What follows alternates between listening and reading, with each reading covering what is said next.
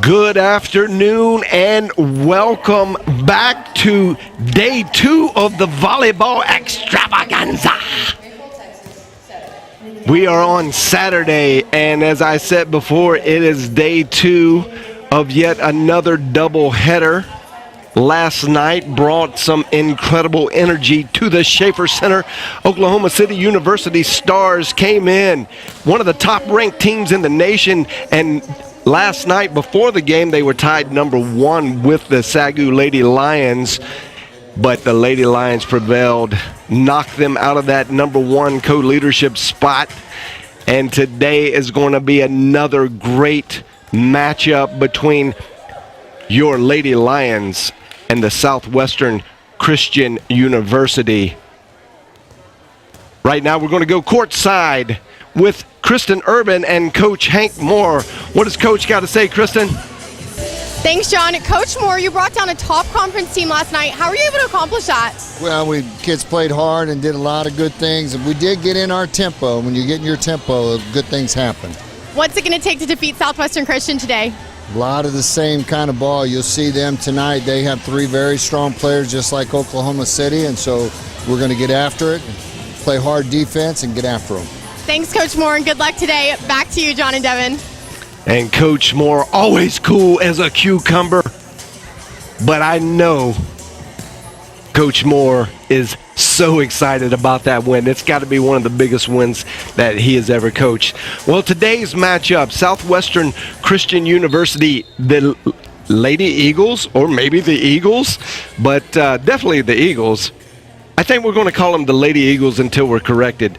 But Devin Webb sitting right here with expert analysis. Give us a little matchup preview of what we can expect today in this match. So when I was talking to Coach Moore before the match and warm-up started, he was very clear that he thinks this is going to be an intense match, and I actually asked him point blank, do you think it'll be as intense as last night? And he said he does. So it's going to be a really great matchup. The Lady Lions definitely can't rest on their heels. They're going to have to come out after a tough game last night, but Southwestern Christian also had an intense match against Wesleyan. So it's going to be extra important that both teams come out ready to play, rested well, and ready to take on a serious opponent. But the Lady Lions have a lot of excitement coming off of such a big win last night, so they've got that working in their favor. That's true, and they've had a good run, a good solid run of wins right now, up until now. And you saw the conference standings there. It's a little misleading if you're going to just judge it by paper. Southwestern Christian University Lady Eagles come in with a 2-3 conference record, but let me explain something. They have played 2 of the best teams in the conference and arguably in the nation, and both of those teams they took to 5 sets. So you can expect this is going to be another barn burner today. We're going to go courtside with the opening prayer, national anthem, and starting lineups. Integrity, responsibility, servant leadership, and sportsmanship. We ask each of you, a participant, official, or spectator, to abide by these values by creating a positive environment in which our athletes may participate, our officials may work, and you, the spectator, may enjoy. We hope you enjoy this contest.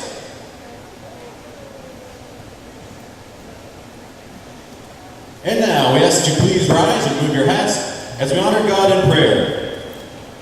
Then remain standing and face the flag as we honor our nation with the singing of the national anthem by SAGU student Eddie Perkins. Gracious God, we thank you for today. We thank you for this time here. Lord, I ask that you watch over the players and the officials. Pray, Lord, that you protect all of us here. Protect us on our way home as well. We give you all the praise and glory for it. We ask all these things in Jesus' name. Amen.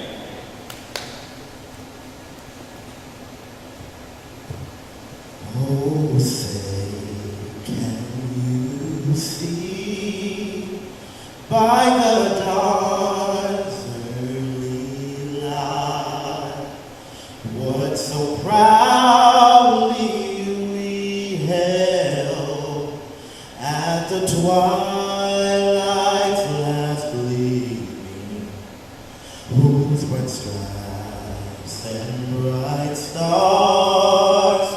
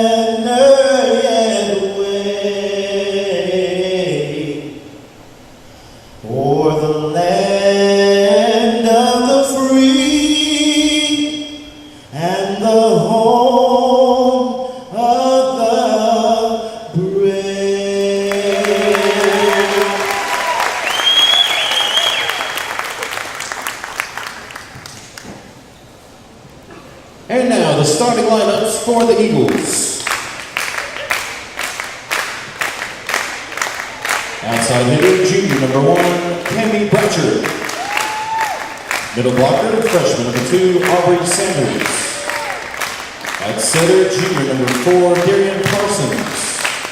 Defensive specialist, senior number 10, Liv Block.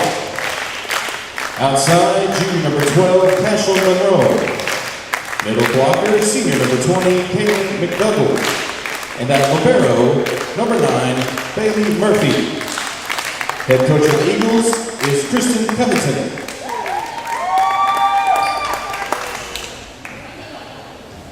And now the starting lineups for your SAGU Lady Lions. Outside hitter, senior number 2, Callie Shaw. At middle hitter, right side, junior number 3, Madeline Hartline. At center, junior number 8, Sophia Ivy. Outside hitter, defensive specialist, sophomore number 10, Nikki Almager. Outside hitter, right side, senior number 17, Suzanne Figaro. Middle hitter, right side, freshman number 18, Jancy Andrews. And at libero, senior number 7, Cindy Bruce. Head coach for the Lady Lions in his 18th season is Hank Moore. Assistant coach is Nick Moore.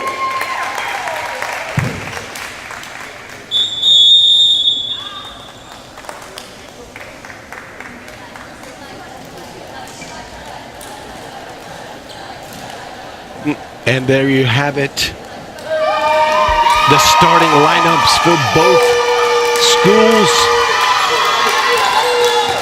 The usual suspects are definitely there, but we've been told maybe we see a little bit from Molly McBride today. That would be a good sighting.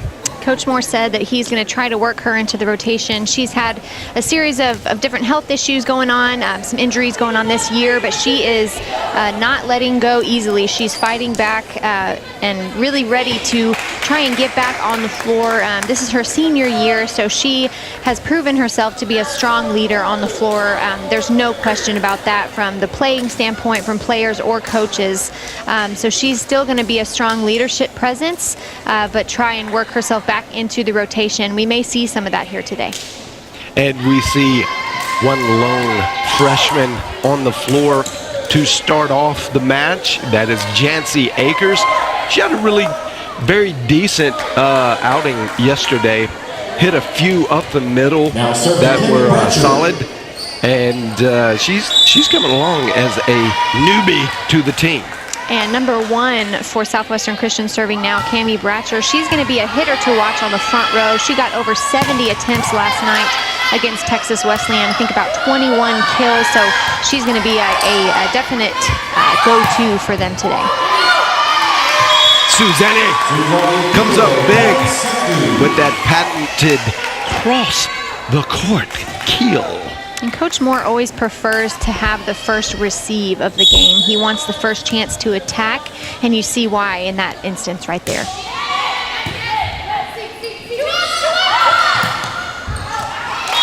That was long.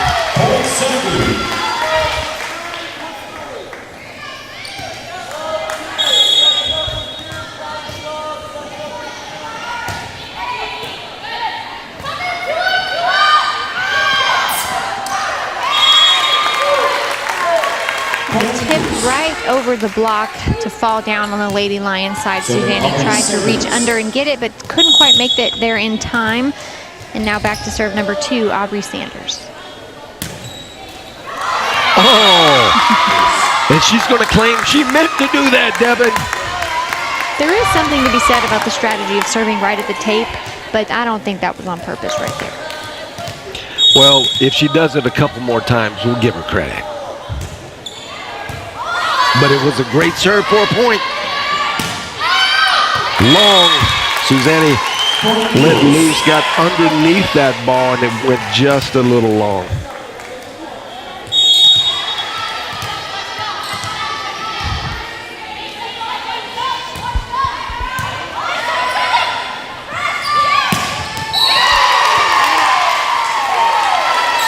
Strong kill there by Callie Shaw, and another big game for her last night. Just like Cammie Bratcher for Southwestern Christian, Callie Shaw had a record number of sets in last night's match. So both of those outside hitters are recovering today while taking on another tough opponent. Callie Shaw bringing a little hot sauce early in the game. There you have it. Cashlyn Monroe, another big hitter for the Lady Eagles. Probably their second best hitter, and she leads her team with the number of kills, the most kills on the team, while Bratcher leads in most kills per game. Two really strong hitters for sure. It's all knotted up, 4-4.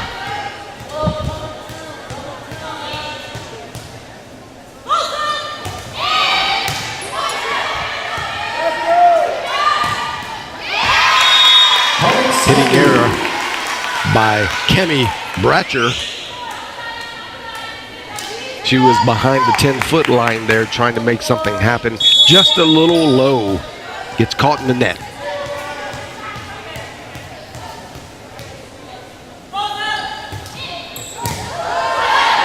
Hard serve by Sophie Ivy. Mealer with a little bit of off speed. Cross court though, that's very impressive when you see she had the vertical there, stayed up in the air to make a decision, and I don't know that that was her first decision. She saw the opening and went for it and got it.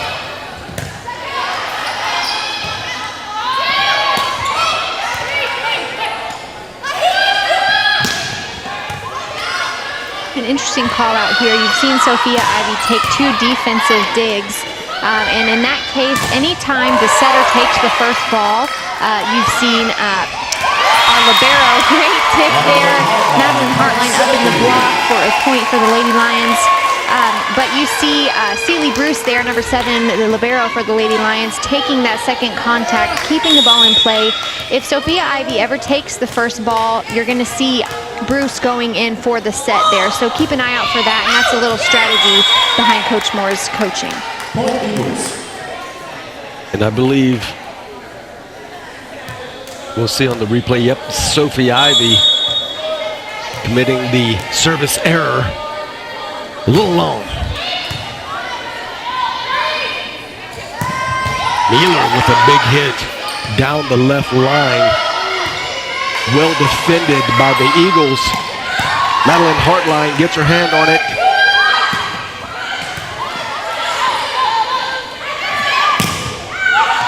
Callie Shaw wanted a net call. Big block! Madeline Hartline, Callie Shaw, big wall. Serving Callie Shaw. Great defense by the Lady Lions there, extending their lead 8-5.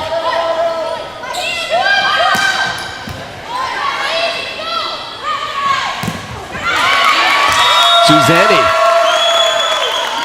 It looked a little awkward. What happened there? Well, she went up a little too far inside, so she took away that option to hit a strong cross-court ball, because the further outside you get before your approach, the better chance you are lined up of hitting a strong cross-court. And we know Suzanne has that strong shot.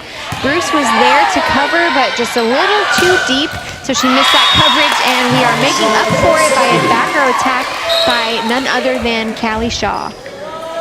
Callie Shaw has been on a tear since her poor outing up in Wayland Baptist territory. She had probably one of the worst games hitting-wise. Her hitting percentage was all-time low in that game. And ever since then, she's been sharp as a razor. Serving with block.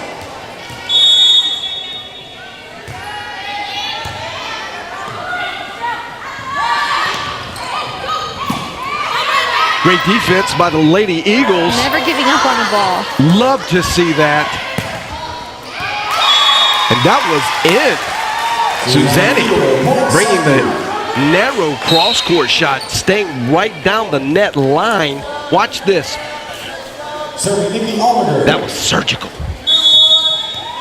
You're going to see extreme importance of playing until you hear the whistle in this match, as evidenced by the way Southwestern Christian is able to get balls up that you think should be dead. A great tip there by Akers, strong to the middle of the floor. But it's going to be important to play until you hear the whistle. You can't ever give up on the ball, both sides of the floor, because these teams are not going to give up. They're going to fight for every single contact.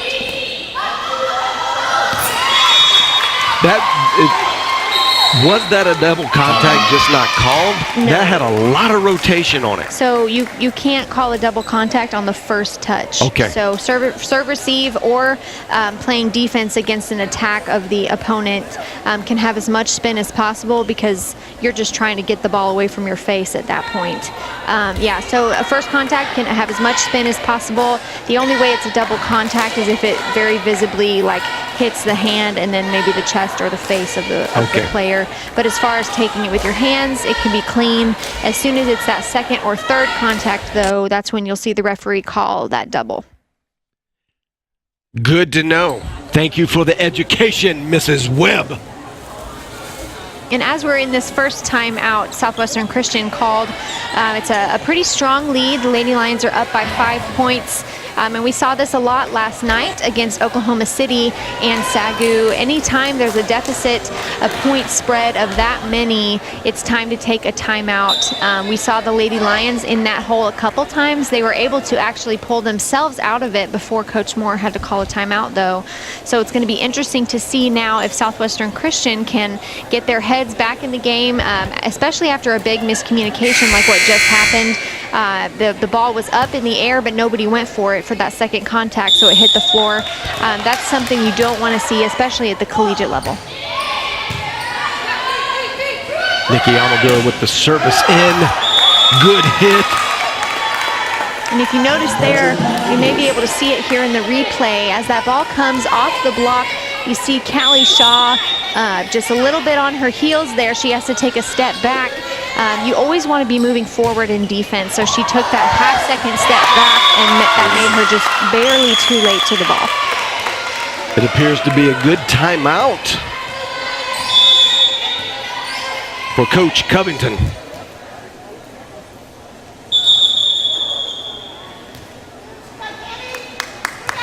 Redo.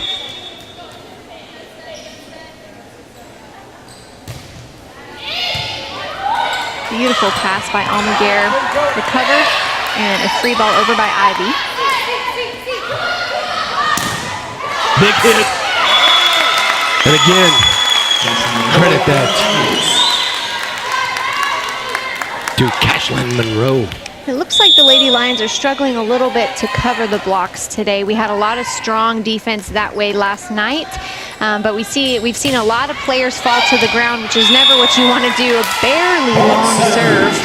And that was one of those, Nikki Almaguer, being the veteran she is, understood her position on the court and said, this is going to be long. It's a little too high. And she was right. A little out-of-system play there. The Lady Lions trying to get it back in clean with a strong tip by Shaw.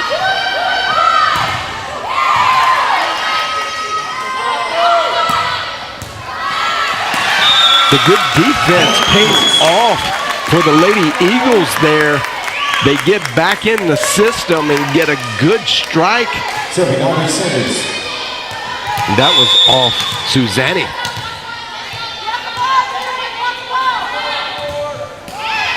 Service error.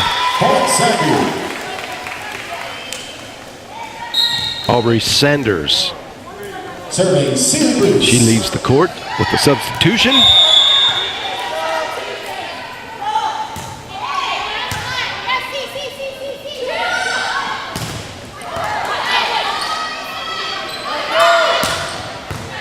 Almaguer with the dig. Hartline with a big hit up the middle. Almaguer another dig. Bringing the heat.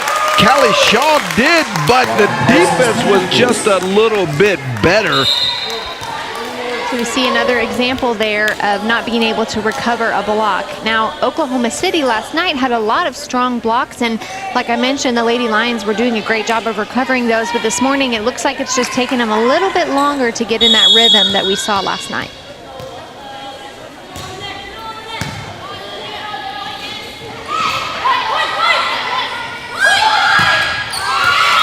That was tipped. That point goes to the Lady Eagles.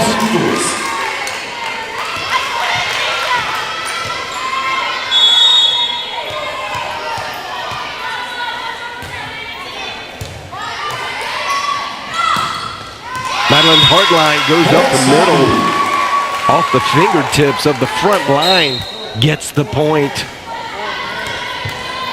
Serving Sophia Ivy.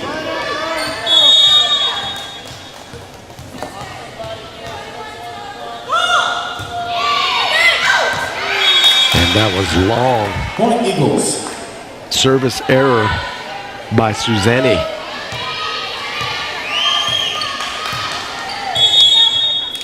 I think that was actually Sophia Ivy with the service error there, second one of the match. You see a little bit of frustration in her face, understandably so. She's such a reliable server for the Lady Lions.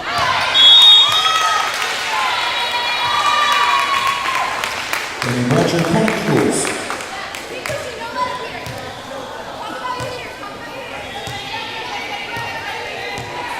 See a little bit of frustration for the Lady Lions, including Coach Moore there, as the referee calls a contact on that play.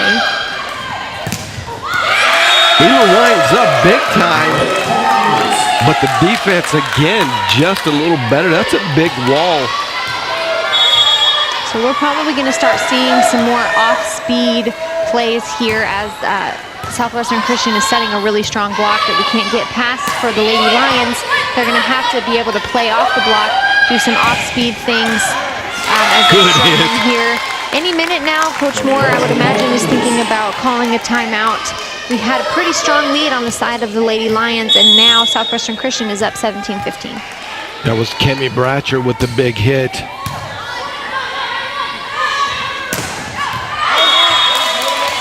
Callie Shaw a little long.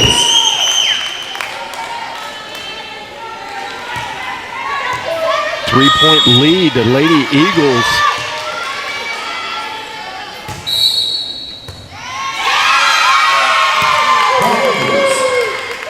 Was that a rotation, out of rotation call?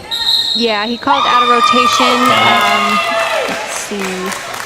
He didn't say which one it was. My guess would be based on what rotation they found themselves in right then. Sophia Ivy is pulled back behind Callie Shaw. Let's see if we can see it here.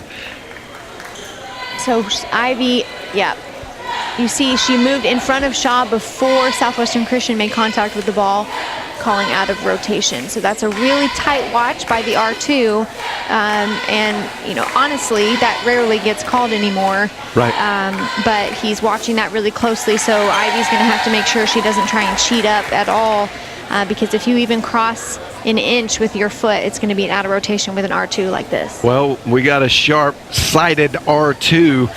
The R1 is on the stand, and he stands above everyone by the net antenna, and the R2 is on the floor on the other side watching all the footwork, I guess. Obviously, he caught that out of rotation.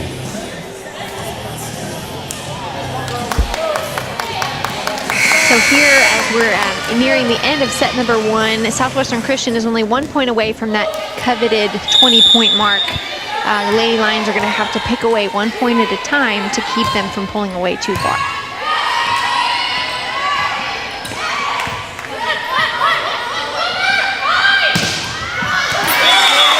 Just a big hole in the middle there. Easy mark to hit.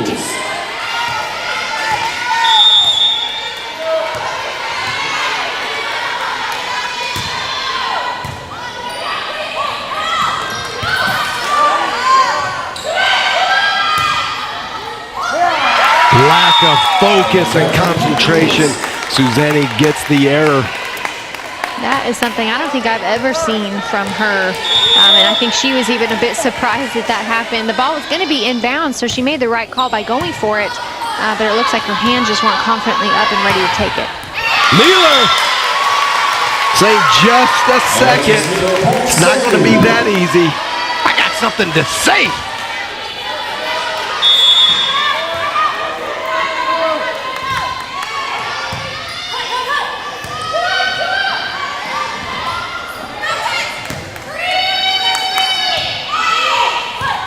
Deep free ball. And Cammie Bratcher just delivering for her team. We knew she was going to be good.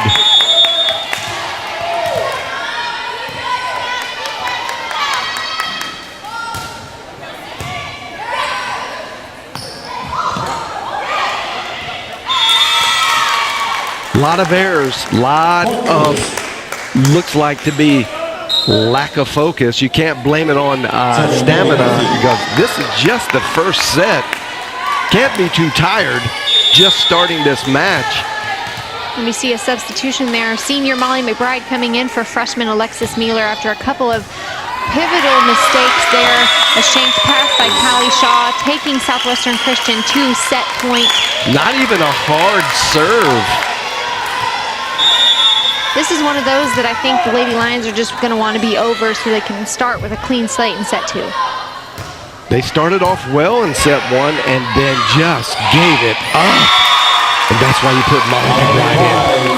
Veteran, senior leadership, knows the court, sees the setup. Unfortunately, might be just a little late.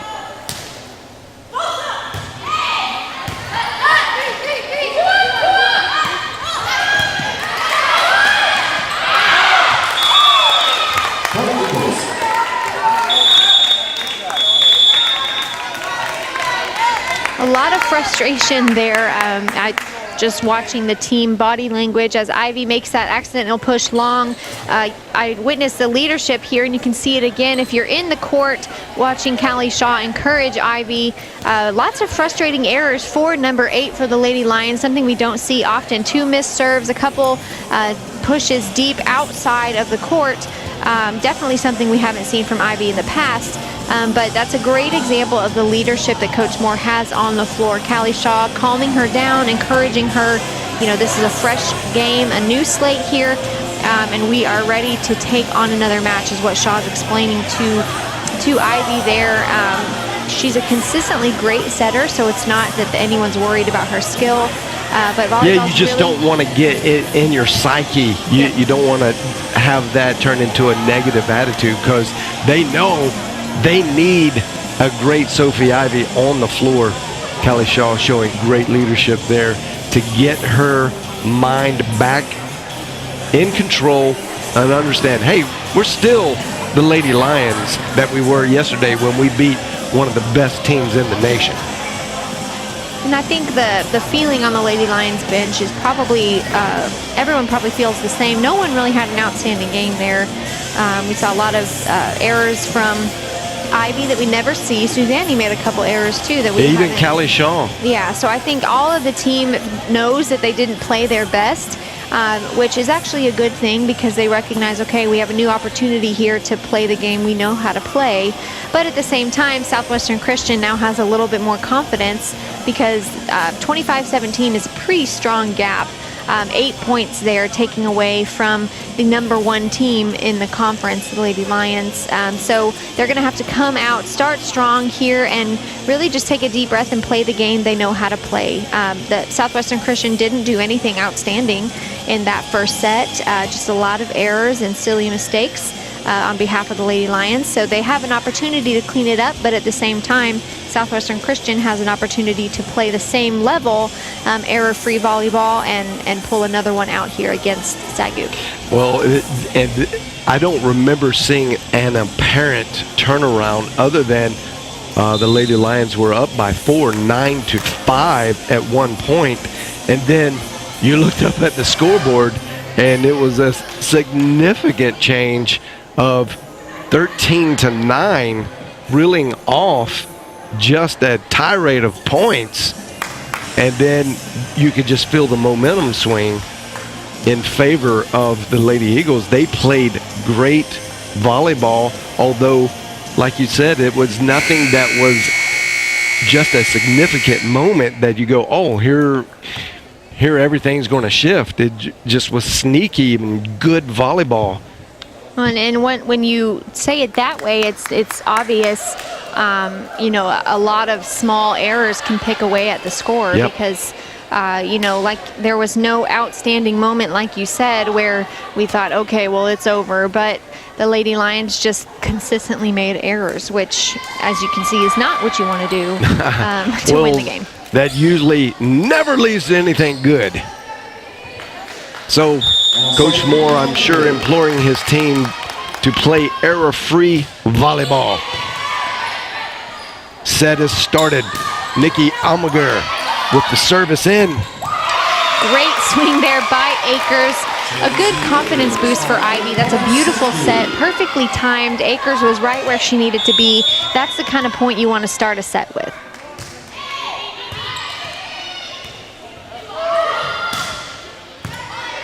Almaguer with the easy dig. Set, Suzanne. Sophie Ivy with the quick response gets a free ball back over. Set up for Akers. Great defense. But R1 says it hits the floor. That looked like a really good pickup. Oh, yeah, you could see it just barely hit the floor. Great effort by the Lady Eagles.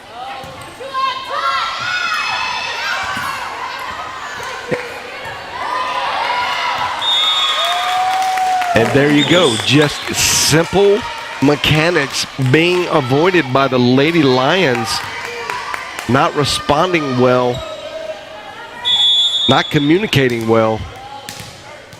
And sending a free ball out of bounds is something you just can't afford to do. I mean, luckily we have a missed serve. If you're a Lady Lion, that's a great way to try and come back from a silly mistake like that, but especially from a libero. Celie Bruce, great defense, our best passer on the floor. You don't see that free ball going out of bounds often, and you saw the frustration on her face after that ball hit the ground. Big hit by Monroe. Going back to Monroe. Big block. Jesse Akers, Sophie Ivy.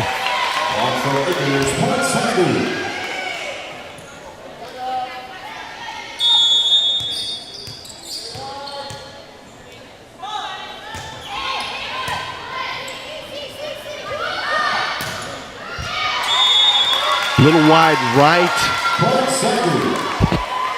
You can see in the replay here as Bruce gets ready, her feet, she's all the way out, almost touching the line there. You see her. That was very close. To reach her foot last minute. That's how you know the ball's out of bounds, and that's how she's able to make the decision to let it go. Great defense there by Bruce on the second-handed dump. And a happy birthday again by Shaw, going up again, fighting to keep this ball in play. Wow, 3 plays by Callie Shaw there on defense. And the Lady Eagles just responded.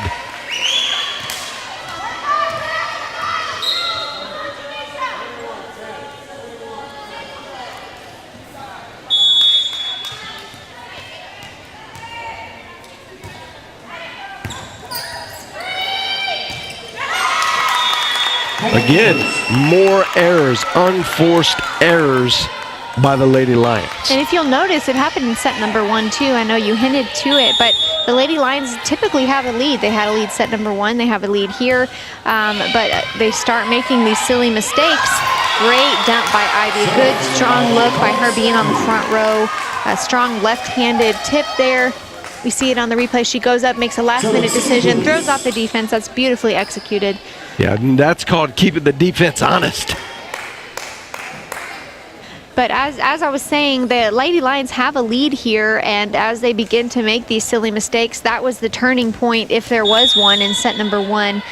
They just got inside their own head, so they're going to have to try really hard to not get stuck in that rut again. Tip, dig, set, and catch! still Kelly Shaw bringing a little hot sauce.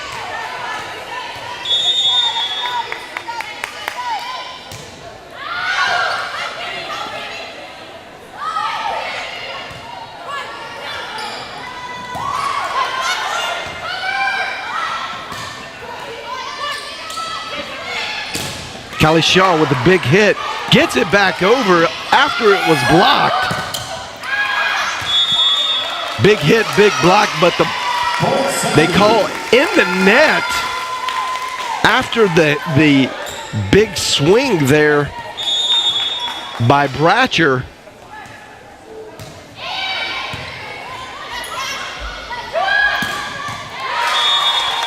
And that is an example of taking advantage of an open net. There was only one block, but Madeline Hartline wasn't even really in the block like she should have been. She wasn't jumping full speed. Got there way late. Kelly Shaw with a big hit on the slide. Even bigger hit by Jamisha Red. Look at this power stroke. Wow.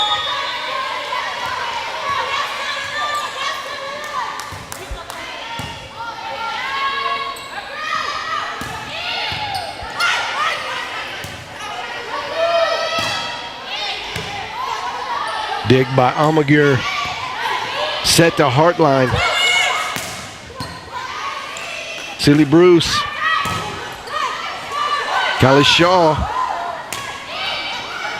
She gets it back behind the 10-foot line.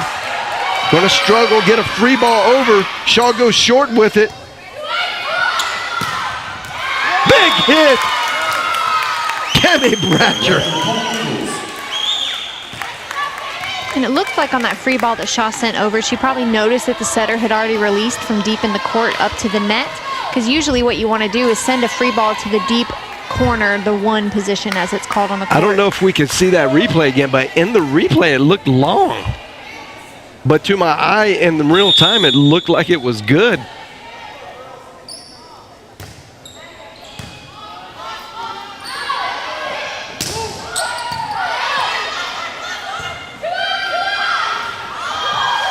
Bruce, good defense.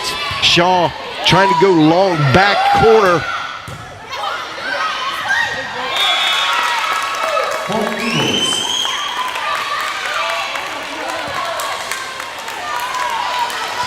Coach Moore looked like he was signaling. There were a couple errors there. I was looking for it to see if it showed up on the replay, but it didn't.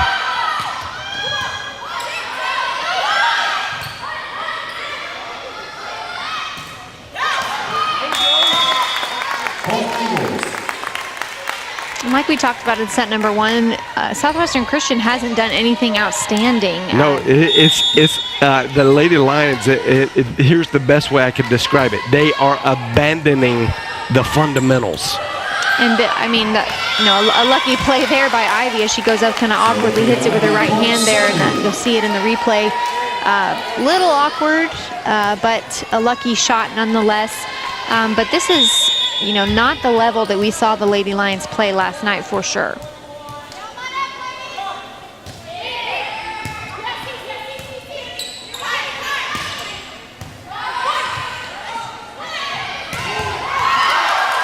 Kelly Shaw bringing some Hatch chili sauce. Great recovery on behalf of Southwestern Christian. Oh man, the more impressive thing than how hard that ball was hit was the defense to dig that out.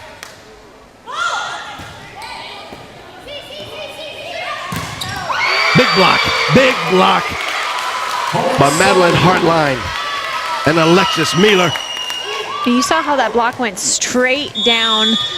Beautiful execution by those blockers in the right position, penetrating the net with their hands down. The ball goes exactly where it should go. Sophie Ivy just not feeling the service game today at all. Third service error of the match.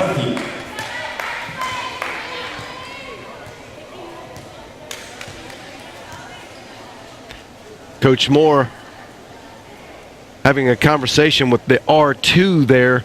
Can't see it on your camera, but just off camera to the right is Coach Moore and the referee having a little conversation. Not sure what that was about because that was an obvious service error, so he's not protesting that. My guess would be he's asking the R2 to watch for something on the other side of the court that the R1 may not be catching. A lot of times... What do you feel like that is? You know, I can't, I'm trying to watch their hand motions, but I can't tell. You know, it could be double contact. We've seen a lot of questionable calls there. I haven't really seen any questionable rotation, but I also haven't been watching as closely, of course, as Coach Moore would. But that would be my guess. He's just watching, requesting a special attention be paid there. Alexis Mealer showing why she's getting playing time as a freshman. Big time hitter.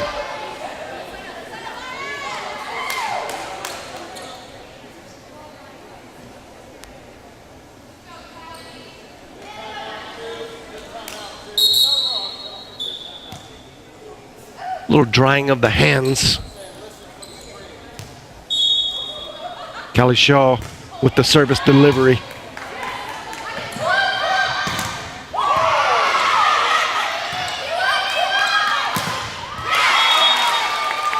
And Cammie Bratcher is just on fire. Everything she hits is going right.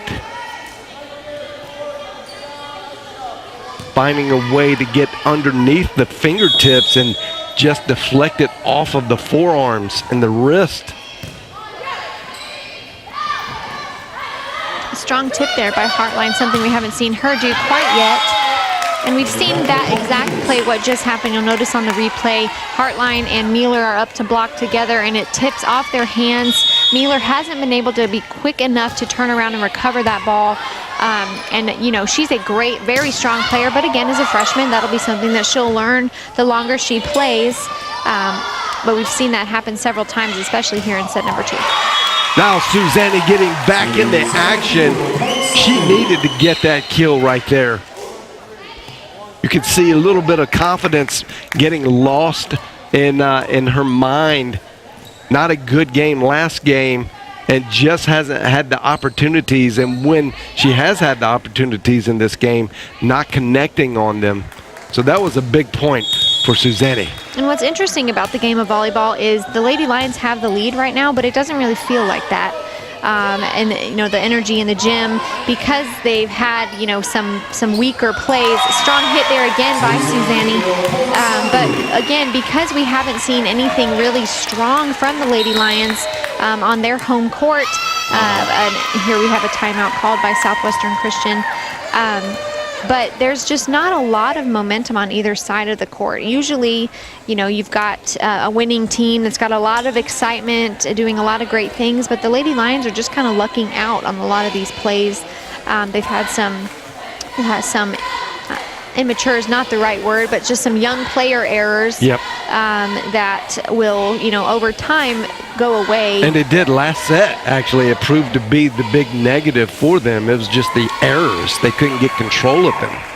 So it'll be interesting after this timeout. This is Southwestern Christian's attempt to kind of ice the lead that the Lady Lions have, a 3.1. They're racing to 15 here, and then they're going to race to 20. And again, you see the R1 talking with Coach Moore yet again, walking over to the R2. Looks like he's going to be requesting him to watch something here. Coach Moore seems pretty passionate about whatever it was. I'm trying to read some lips here, but I can't really tell. That big fuzzy hairy face, you can't make it out. It's a good looking beard though. I'm sure by Christmas time he's going to have a lot of jobs.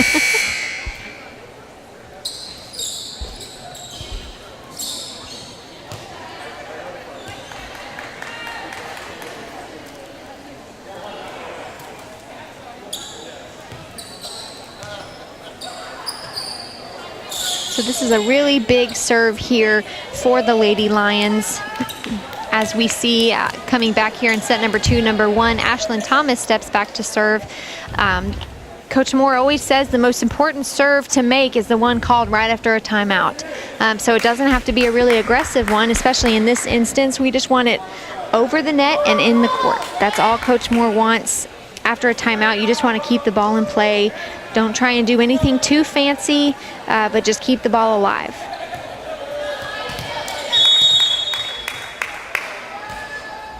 I like to see someone bring back, oh, that's what you were talking about, the dreaded service error after the timeout.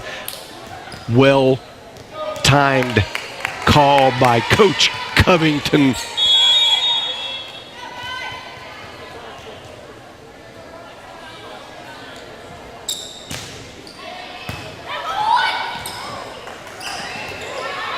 Callie Shaw with a little bit of a bad dig.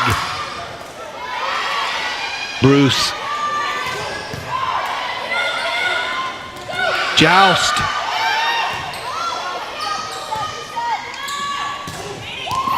And Suzanne found an open place on the court to place the ball, and she just did that. And you saw the strength of Sealy Bruce there again. Ivy takes that first ball, and Bruce has no hesitation, steps in and sets the ball back to Suzanne. That's something that they really harp on in practices, that Bruce is going to be the person to take that second ball. We mentioned that in set number 1. We saw it happen a few times.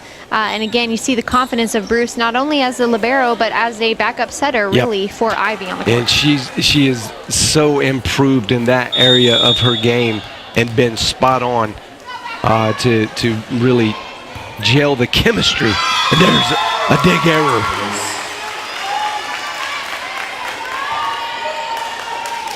Not what you want if you're an Eagles fan. They've been playing so good and great defense, keeping in this game.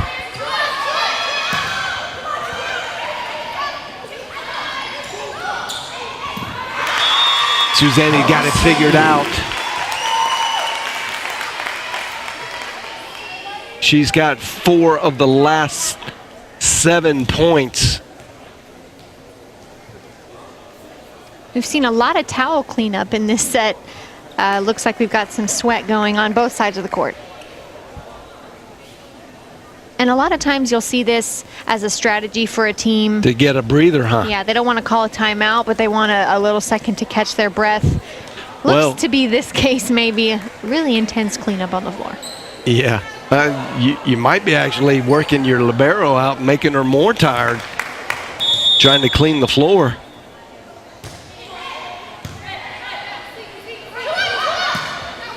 Monroe. Great defense by Bruce there.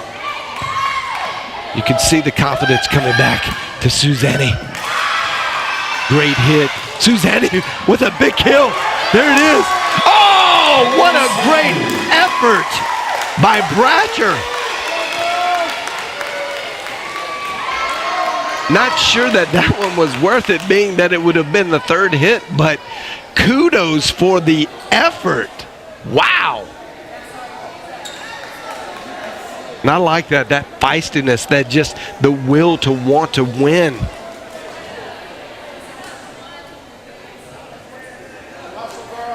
And this is why you see Southwestern Christian University in so many of these high-level matches going to 5 sets, taking it the distance. They just not able to pull one off. Thinking, though, maybe this might be the day. And Ivy's there, ready to recover that dump. Great cross-court again by Suzanne. She's really finding that sweet spot for her in this weekend's tournament. Yeah, and it's good to see her get past. Now the confidence really rising high for her after last set. Big block! Bratcher finds an open hole in the middle.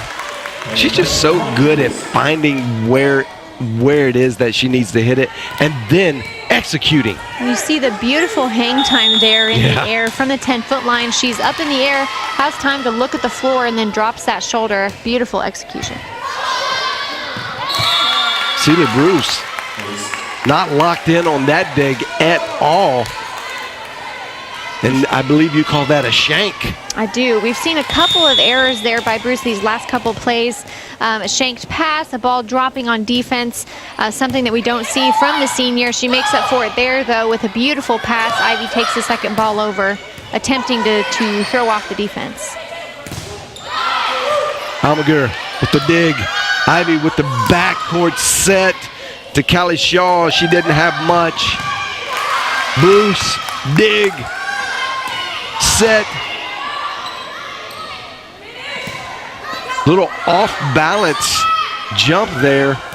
Oh! That was out of bounds.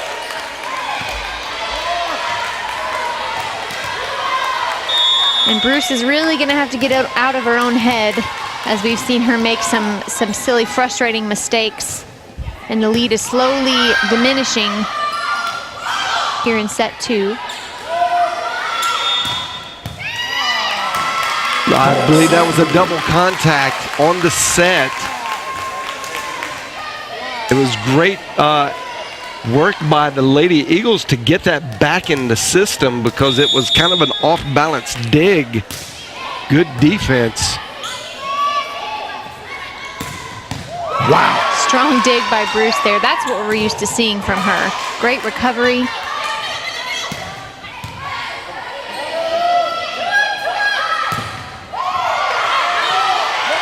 Looked like a little defensive in the net.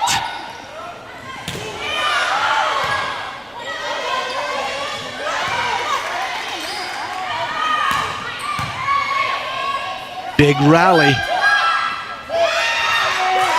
Nice tip. Back and forth. Rare error by Cammie Bratcher. And in a Rare.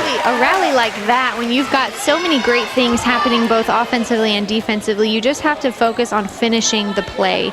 And right there, you saw a little lack of focus last minute there. A ball hits in the net. You just got to play clean ball at that point. When the ball keeps going back and forth over the net, you just want to finish a play.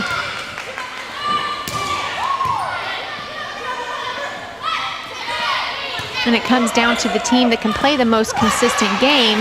And in that case, we saw very clean, error-free volleyball as Shaw takes another point away, and the lead has now pulled away by the Lady Lions to 7 points. Second timeout called for Southwestern Christian. And you see Coach Moore really using some strategy to work a lot of the left side. So he feels that the weakest part of the court is going to be on that left side, trying to get it away from the big players. And it's working. 22-15. You do the math, but if you can't, I'll tell you, that's a 7-point deficit. Looking good for the Lady Lions in set number 2. Now can they hold on to it?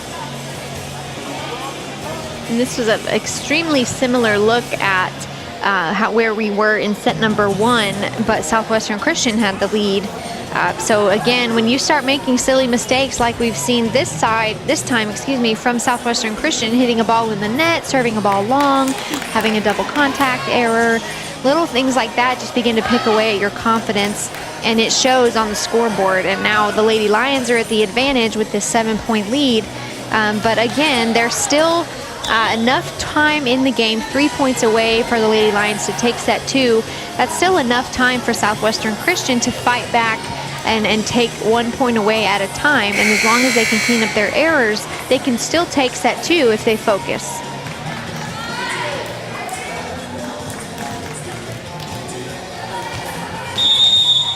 Not time to let your guard down. Needed good. Suzanne protecting that serve, just getting it in play. Big block. Shaw and Akers. Cammie Bratcher doing what she does best, finding the open areas and surgically hitting them. And you saw there, Ivy didn't get all the way back defensively. She probably could have taken that ball with her hands if she had taken a couple steps deeper to be at the 10-foot line.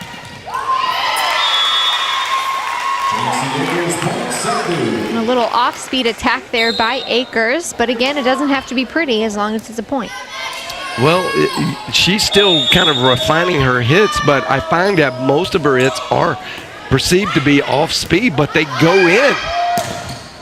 Big hit by Red. That was some heat by Callie Shaw, but just a little wide.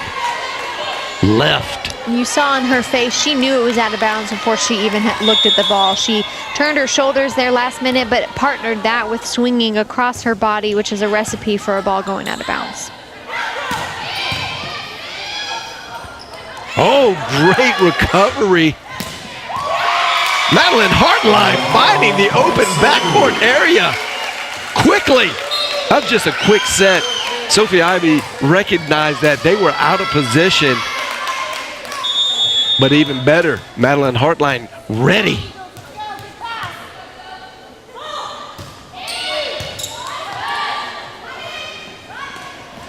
Red. Now they've executed that little bit of, what's the correct terminology there? You don't like to say dink, but it's kind of a dink shot, right? Well, for the sake of how it feels, I guess that word is fine. But sometimes you're just trying to punch the ball over the net, an off-speed tip, whatever you want to call it, just an effort to keep the ball in play, really.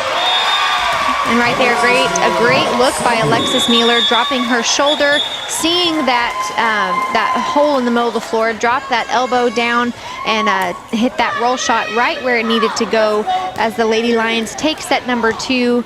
Not an 8-point lead like Southwestern Christian had in set 1, but a 7-point lead. Well, I think you've got to be excited if you are an Eagles fan.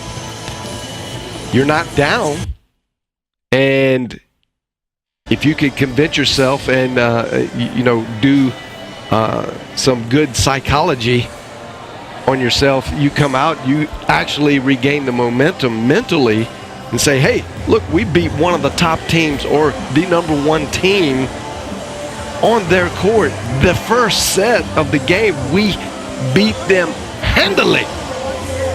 So you just bring that kind of mentality back to the court, knowing that makes you a powerful adversary. And now each team has 1 game under their belt winning-wise, so it's a clean slate again. We've got to play at least 2 more sets regardless for either team to win, with, again, potential of going to 5 sets. And like you mentioned at the beginning of the broadcast, this team took Oklahoma City to 5 sets that we saw the Lady Lions beaten for last night. So they won't lie down and just give a game away. They're going to fight for every single game, every single point.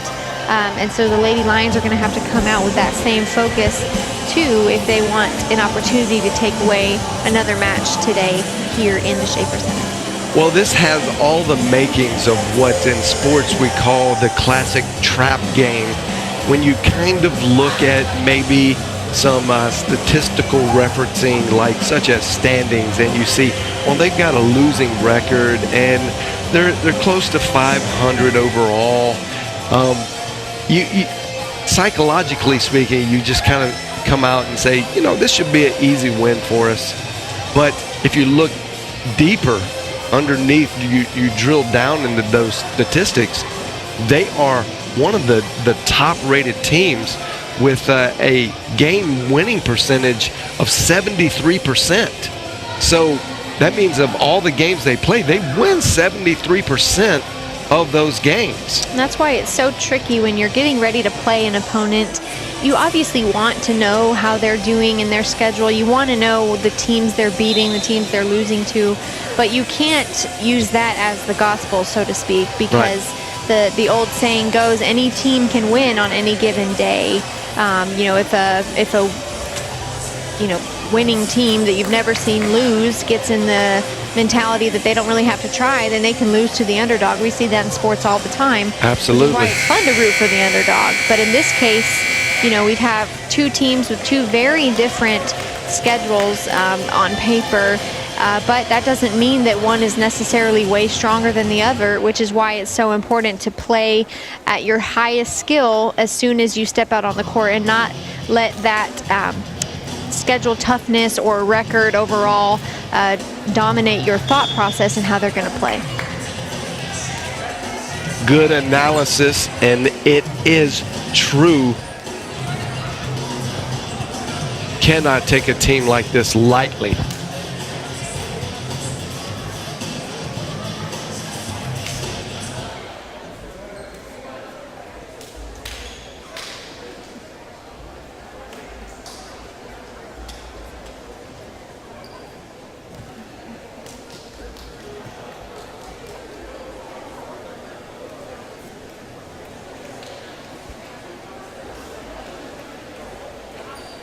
Bratcher, Monroe, Red. 3 names that you're going to hear called a lot in this game, I have a feeling. You can tell there's a lot of fight left in this Eagles team. They got their game face on.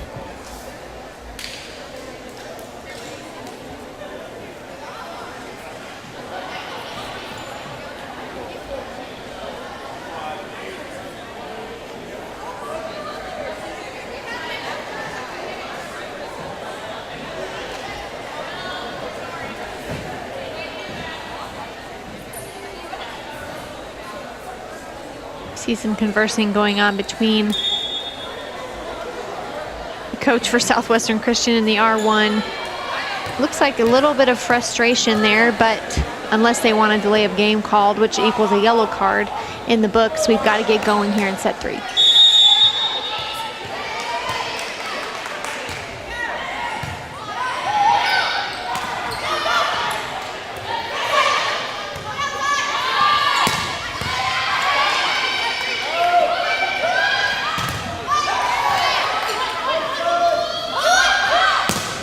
Big hit by Red. Shaw from behind the 10-foot line, delivering a long strike off of Cammie Bratcher.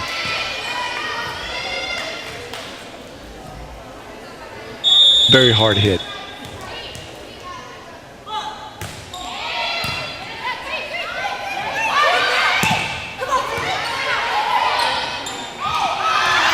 Good look. Great spot there by Ivy. You saw a lot of excitement there by Shaw, encouraging her. That's a really smart play, a really hard one to not double, honestly, because you're sending the ball in a different direction than your hips are facing. But that was a very smart play here by Ivy. Long.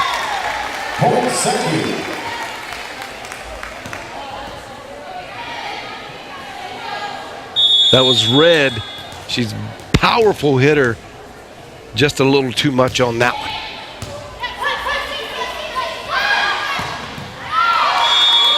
We saw a triple block there by the Lady Lions. You'll notice that in the replay. You've got all 3 going up here, attempting to block a little bit. Ivy there at the last minute, but unfortunately that ball's still able to get through that hole, and Suzanne was caught a little bit off guard. Well, that went right in between 2 blockers.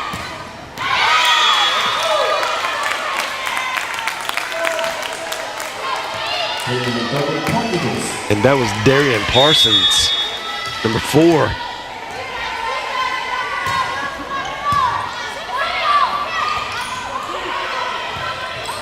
A little miscommunication there. Should have been a net violation here. There it is. Okay, number 21 for Southwestern Christian, called in the net at the last minute. But you saw a lot of miscommunication on the side of Southwestern Christian as well, which kind of couples with the bodies kind of all over the court, not communicating, and then ending in a net violation. Free ball sent over by Bratcher. Kelly Shaw, little simple roll, trying to hit an open area. Good off speed. Gets Bratcher down on the ground.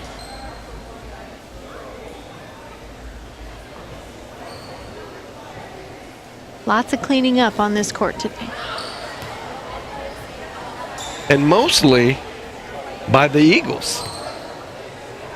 They like their courts clean. I got to say, I don't disagree with that. It is pretty dangerous playing on a slippery floor. Red, big hit, blocked by Shaw and Hartline. And that was out.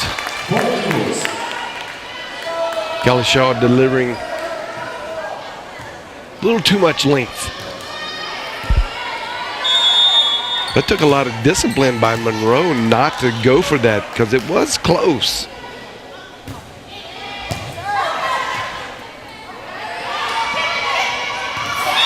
Shaw seeing that and really trying to keep the defense honest. They had all the time in the world there. That was a really, really high ball that Shaw sent over. but she caught them super off guard. You can tell all 6 of them are just kind of staring at the ball as it hits the ground. She didn't hit it hard, is what they were saying. Unusual.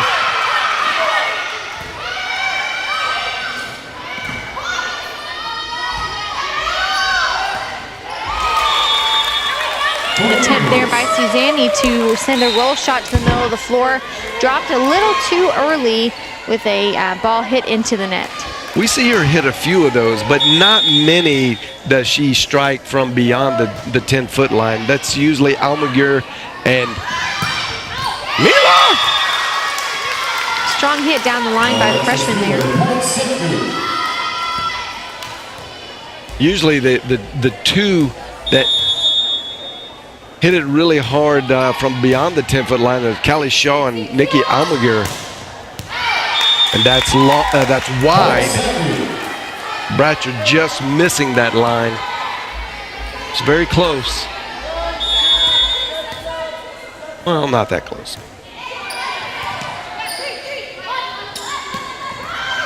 Good recovery by Mueller on that off-speed hit.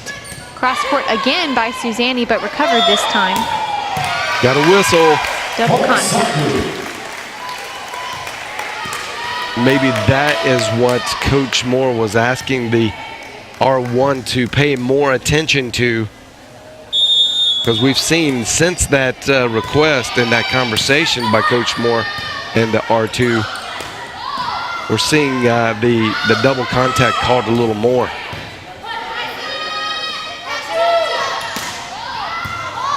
Shaw with the dig. Great hit by Susanne to deflect it out of bounds.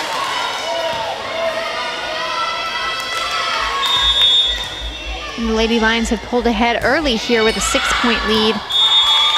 Silly service error, though, just as you were saying, Devin. Still a 5-point lead, but that's an error that really shouldn't happen, regardless of the score.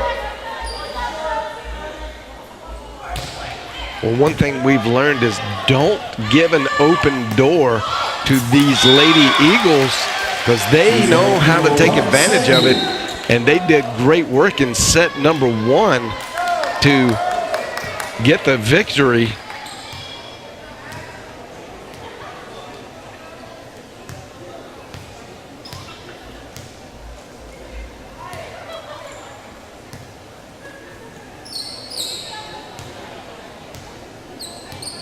Again, more cleaning up on the court for the Lady Eagles. Well, I guess they just sweat a lot. it's just a thing, it's just a thing. Good housekeeping. And then a timeout called.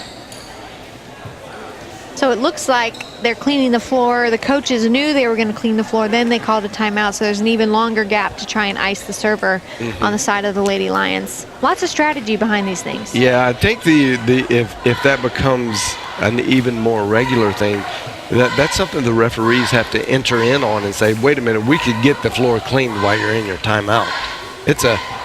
How long are timeouts? About a minute, which is plenty of time to clean. I believe so.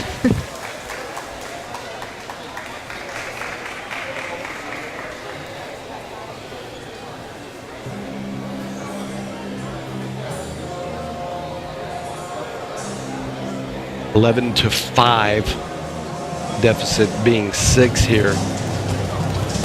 And the feeling in the gym is kind of like the Lady Lions just want to finish. They had a lot of silly mistakes in the first couple of sets, a lot of things that we're not used to seeing from them, but now they're starting, maybe not having a lot of really strong swings per se, nothing hitting in front of the 10-foot line like we've sometimes seen from Susanne or Shaw, but still they're playing clean, they're playing safe volleyball, which is working for them right now. That doesn't always work, but when you've got an opponent like they have in Southwestern Christian that's making the errors for the Lady Lions, they're helping them out, then playing safe volleyball is all you need to do. Well struck ball.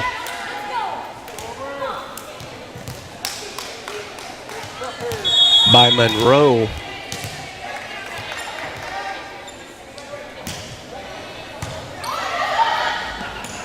See some jousting there at the net with Akers.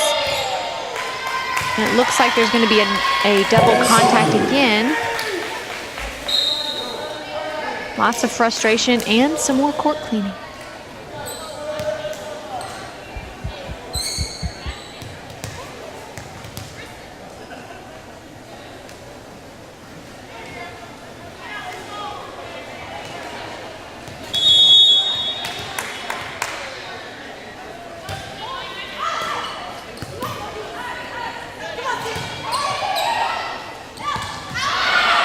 Jancy Akers, a lot long, not a little, a lot long there. Notice in this replay, she's reaching so far back behind her body. She never really got to square her shoulders up. So anytime you're reaching that far back and your swing is out of system, it's really hard to get that ball to go inbounds. And an obvious double contact by Shaw. She's looking at her hands like, what just happened? Yeah, she knew it immediately. Oops.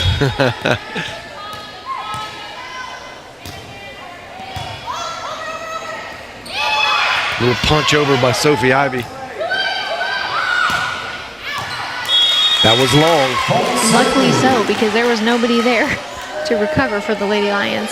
And here we are again, a 5-point lead. I think the score was exactly this actually in set number 2 when Southwestern Christian started picking away and coming back. It seems to be this middle point of the game where the teams kind of weaken up a little bit and start making those errors. Big hit by Callie Shaw.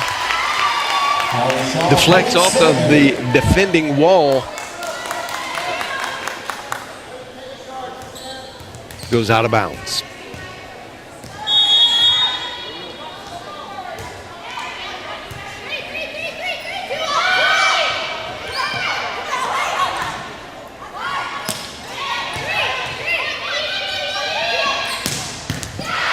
Great dig by Almaguer goes back and gets it. Bruce getting it over, even though it's a free ball.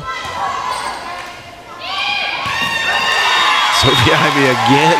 That goes down in the books as a kill for her, which is why it's so funny. It's a free ball kill.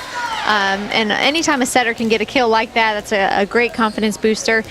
Just a little bit of volleyball knowledge for those of you watching the broadcast. If you've noticed how many times Celie Bruce has taken that second ball when Ivy plays the first contact, you'll notice that she rarely uses her hands. And of course, that's what you most commonly see with the second ball is a set with your hands. But there's a rule in volleyball. If the libero uses her hands in front of the 10-foot line, then the offensive player cannot jump. So anytime she's going to set the ball, she's going to use her arms to give the freedom of those players to jump and make an aggressive attack. Anytime you see her use her hands in front of the 10-foot line, if the offensive player she's setting to jumps, then that's a violation. It would be a point for the other team. Very interesting.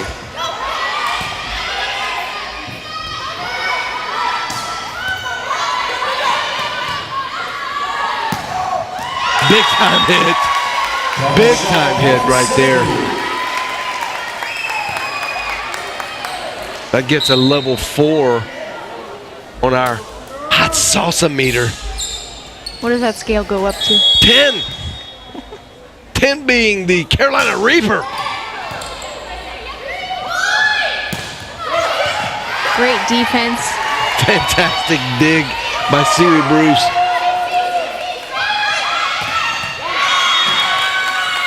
Good hit by Jamisha Red.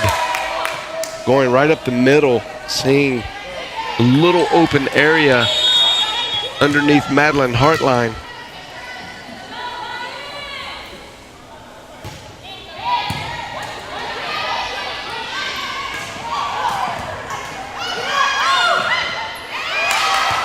It's a dangerous play there. Hartline made a great decision. You could potentially be called multiple things in that play. If Hartline were to go up and swing really hard, she could have the chance of hitting the net, making it a violation. She could also, if the setter would have gone up with 2 hands, that would have been called over, but the setter never made an attempt. So Hartline played it really safe there, but a very smart decision on her behalf. Good block.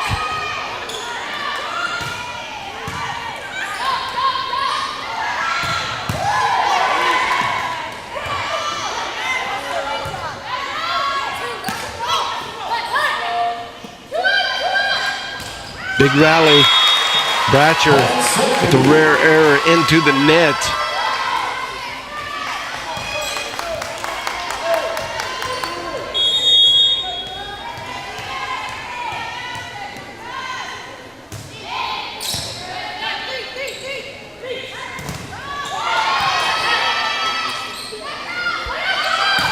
Monroe delivering. National Monroe Point Eagles.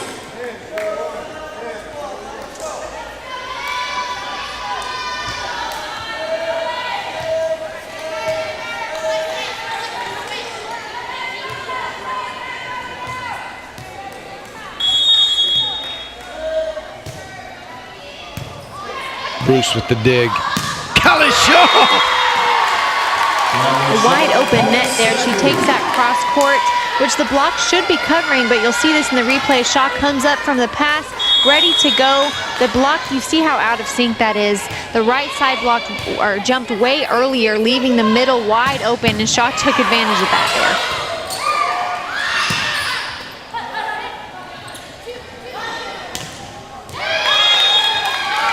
But the same thing goes. They take advantage of an open block between Wheeler and Hartline for a Southwestern Christian point, as the Lady Lions are fighting to be the first to 20 here in set number 3.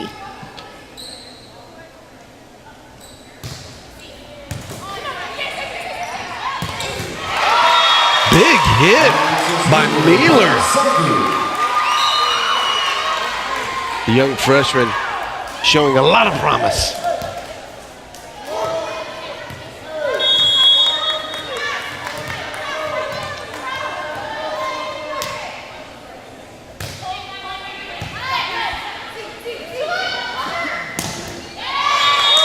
Monroe just... You just got to salute her. Look at that. Oh, man. Hit past the block, was really over the block, hit it over and right into Ivy's hands, but she was unable to recover that.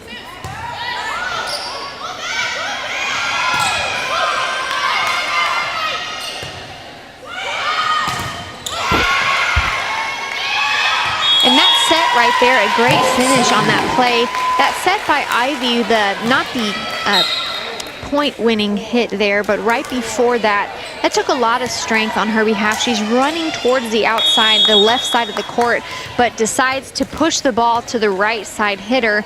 That takes a lot of maturity, a lot of strength, and a lot of control, as we see an error here on behalf of Southwestern Christian. A lot of frustration from number 4 there, but as we were saying, Ivy, it takes a lot of strength to send the ball in the opposite direction that your body's moving. A great play.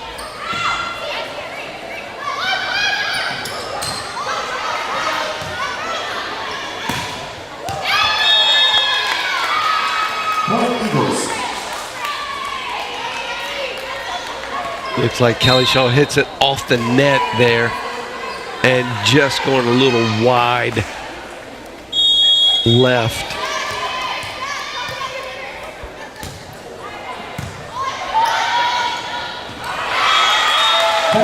And as Ivy is front row, she goes up with one hand, attempting to tip that behind her back, but she is answered by a strong block. Yep.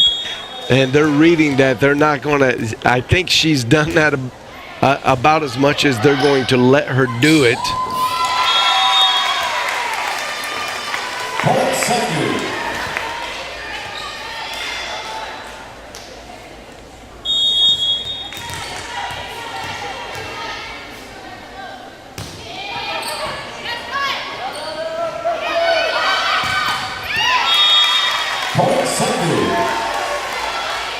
Game point coming up for set number 3.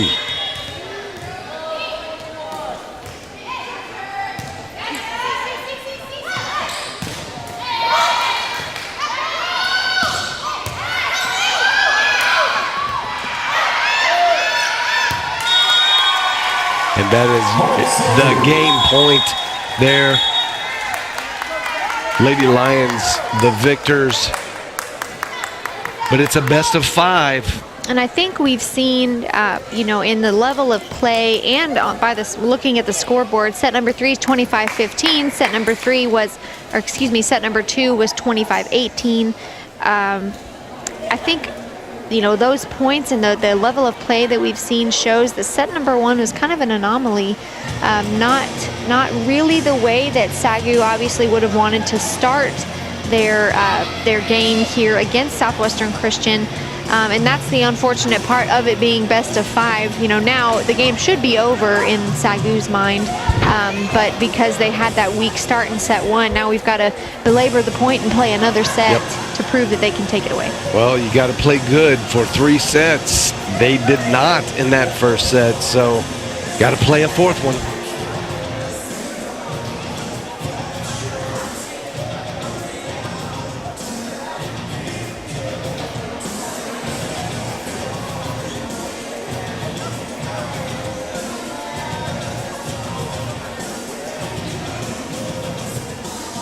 And we noticed there a strong start for SAGU in sets 2 and 3, which really made the difference.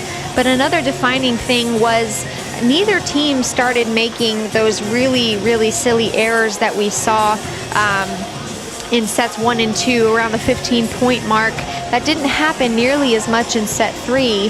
But the Lady Lions took advantage of that on their side, started playing a little more intense volleyball, and unfortunately Southwestern Christian wasn't able to answer back with that. But if you notice, there wasn't as many silly mistakes there in set 3. So overall, a higher level of volleyball played, but comparatively to today's, but definitely a little lackluster even on the best we've seen them play compared to last night.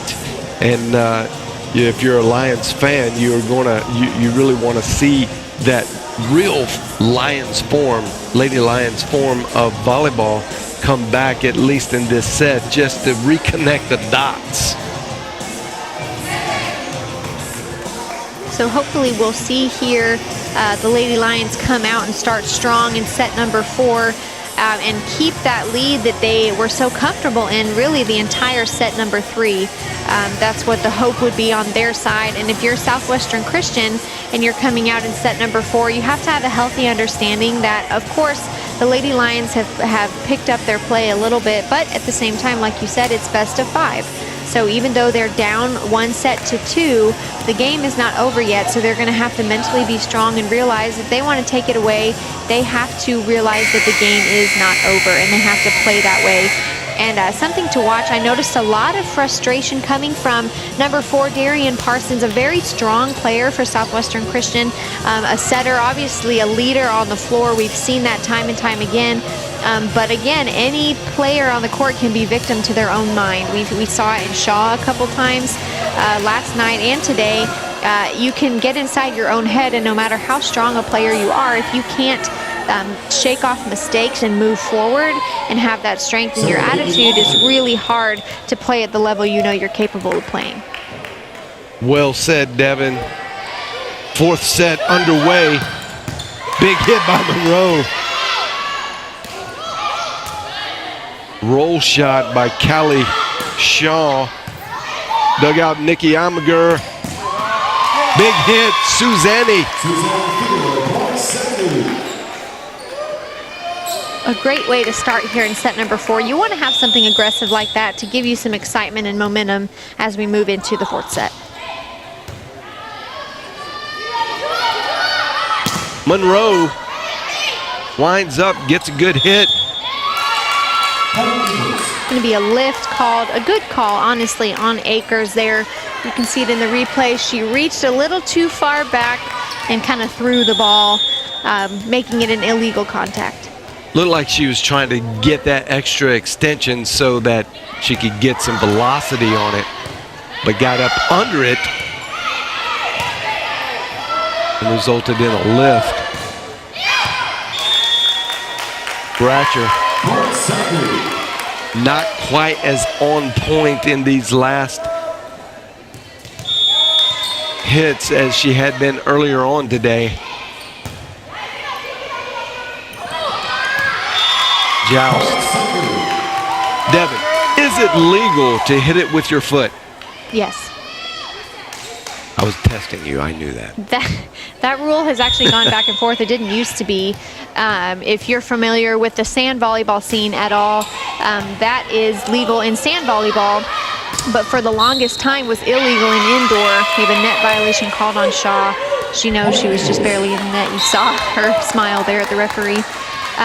But if you're familiar with sand volleyball, that has always been allowed in that competitive play, but was not allowed in indoor. So for collegiate players who are used to playing sand competitively in high school, it's difficult to come in. Got some confusion here. Called in the net again. Shaw is arguing that it was after she made contact with the ball, but the referee is going to hold true to his call. Let's see. You can see it right there clearly.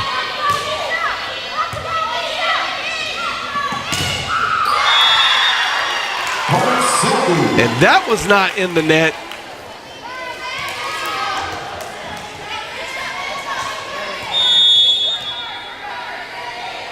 Good hit by Shaw.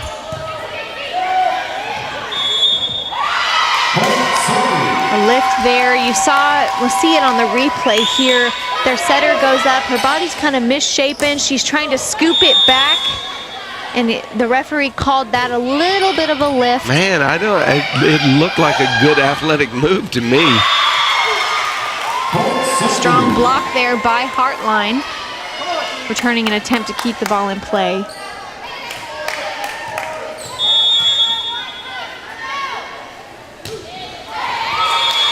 Sealy Bruce, service error. 6-4.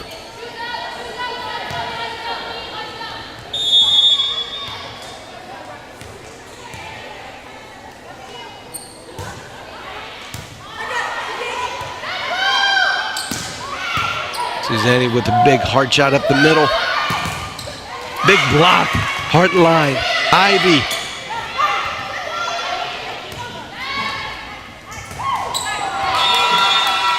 And again, here we see a lot of those silly mistakes. Shaw gets called into the net twice, and then we have a hitting error by Almaguer there, a miss serve by Bruce.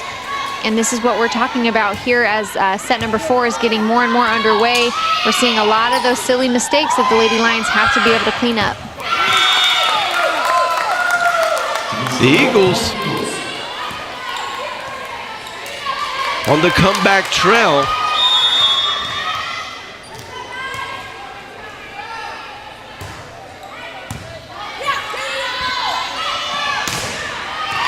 And big hit. Kelly Shaw off the defender.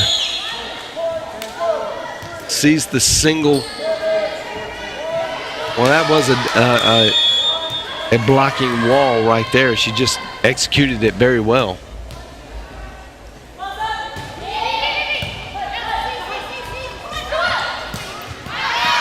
Great hustle there on behalf of Southwestern Christian. A ball that comes out of system, not a great pass, but their setter number 4, Parsons, she makes a great hustle, runs all the way across, stays out of the net, a great play.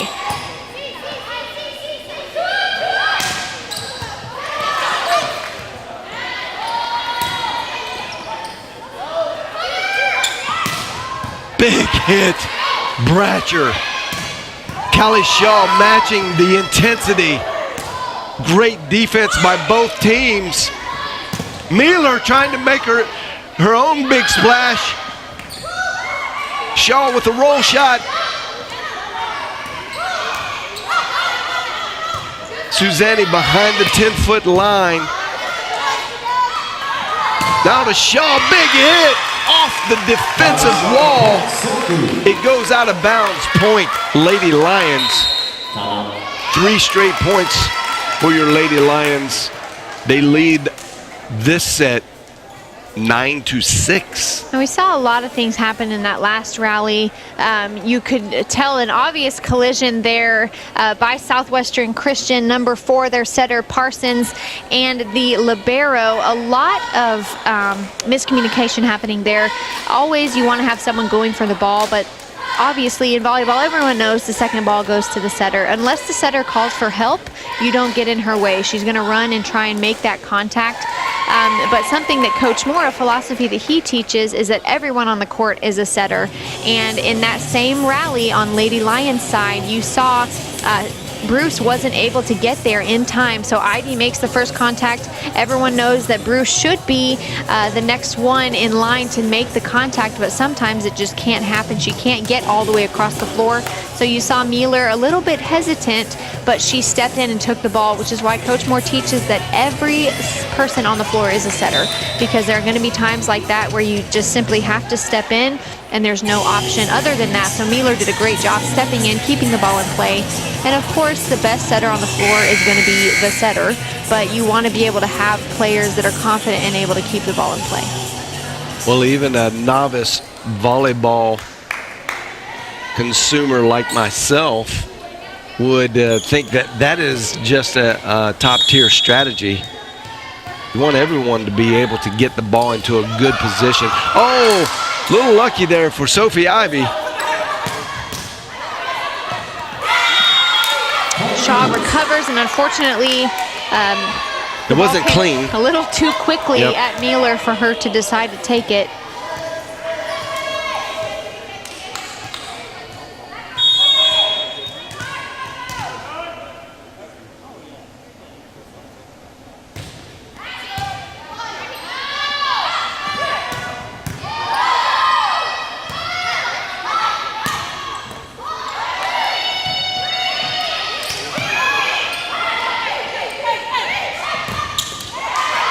Good defense, just not enough for the Eagles.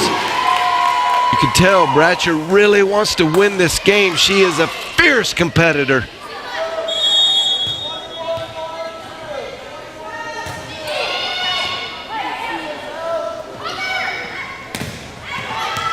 Tipped, lands inbounds. Credit Jamisha Red with that kill. It's a great use of the block there by Red, hitting straight into it, recognizing that there have been a lot of plays that have come off speed of the block for the Lady Lions, and they struggle a little bit to recover that, and that was evidence in that play right there. Great dig. Oh my goodness. By Monroe, giving all her body to the floor, trying to save that ball. I'm sure we're going to see the towel boy come out after that. And a lucky play again by Monroe, utilizing the net in her favor. A complete accident, of course, but a point nonetheless. No cleaning of the towel, I'm surprised. That's a shocker.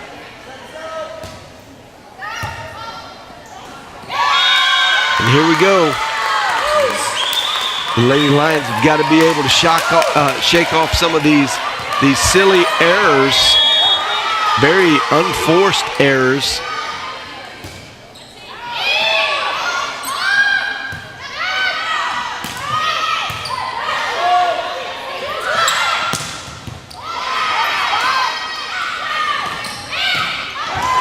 That ball was probably going out of bounds. It really did look like it. It was high. And you see Suzanne kind of smiling there. She knows she lucked out in that instance.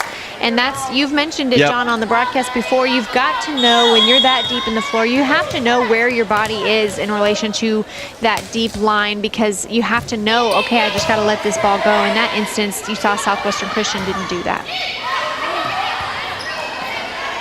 Akers with a good save, but it's a free ball over. That was possibly a well-hit, well-placed ball. I believe it was executed very well by number 2, Aubrey Sanders.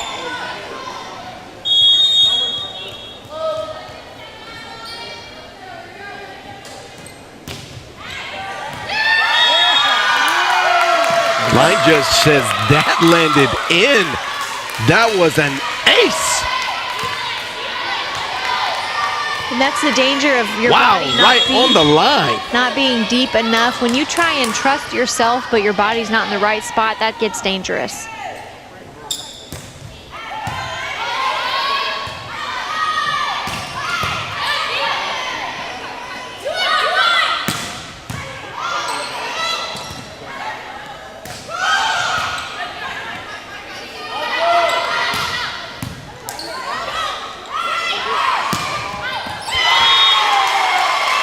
that was in, very close to being out.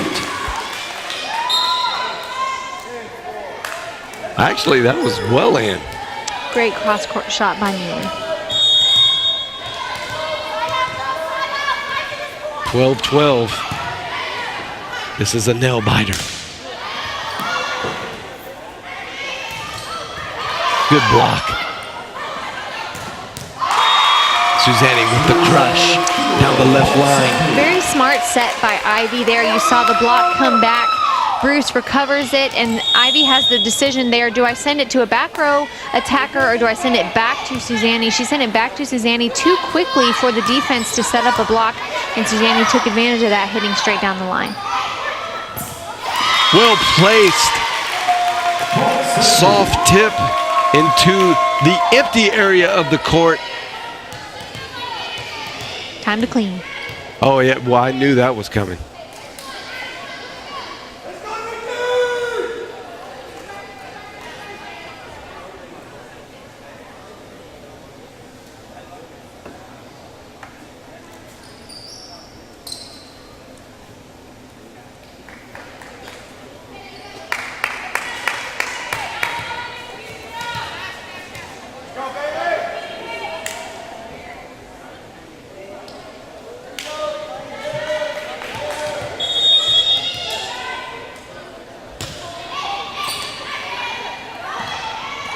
Great.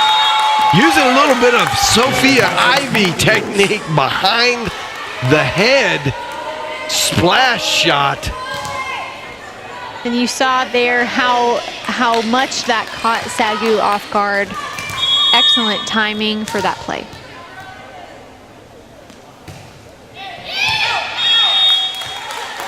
And right there you saw Almaguer, no doubt in her mind that that ball was out of bounds because her foot was on the line. She got all the way there. You see there, she's able to look and make sure, and she was completely confident.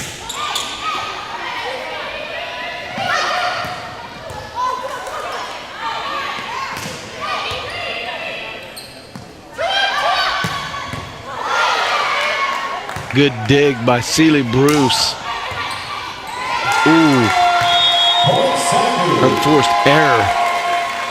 What's interesting there is, yeah, that ball was shanked, but usually you'll see someone running after it, and there was no effort by Southwestern Christian, which could be evidence of a little bit of mental frustration on their side. Or just sheer tiring.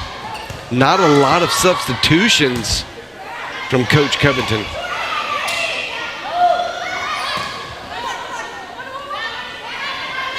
Almaguer from behind the 10-foot line.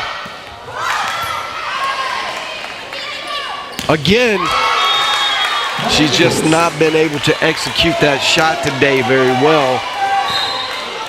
Normally, she's on point. 16-14 in favor of the SAGU Lady Lions. This is a nail biter.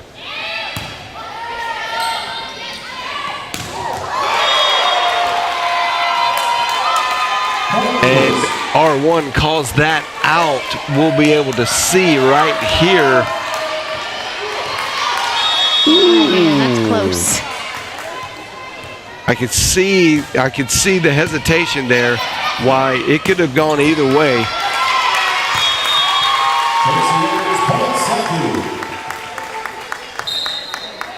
Still maintaining the 2-point lead.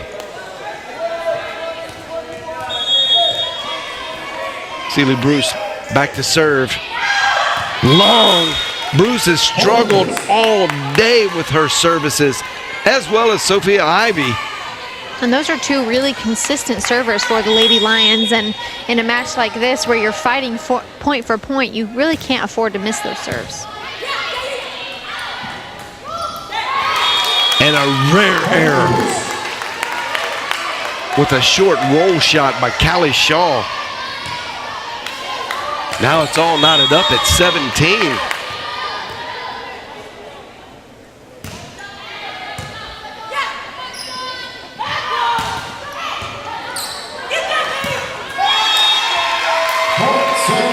The slide all the way under the net there, trying to get the ball back in play. as we are truly point for point here, trying to get to 20 points, 18-17 Lady Lions.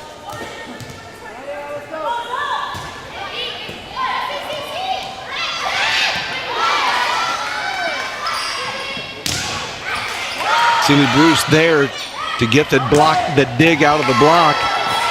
Oh, good try. Good effort by the libero, Bailey Murphy.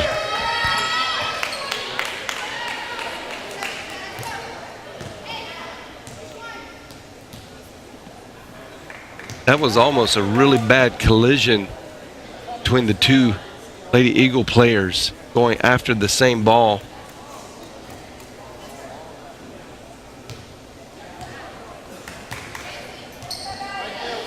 You can see this, watch. They nearly collide. That could have gotten really ugly. Fortunately, it did not. 2-point lead. Red. But it was tipped. It was long, but it was tipped by a Lady Lion right here off of Callie Shaw.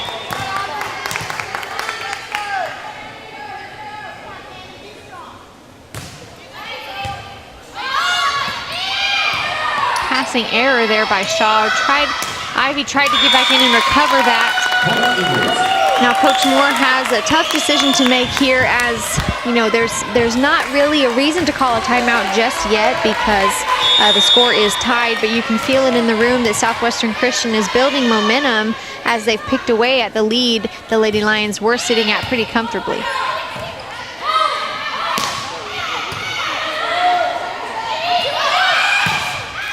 Big hit.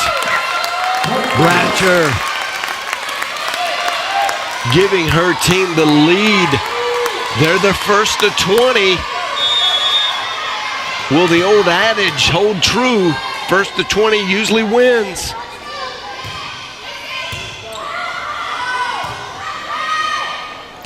Mealer shanks. Not a great set either. Coach Moore calls a timeout. It is very tense. You can almost cut it with a knife. It's very tense inside the Schaefer Center right now.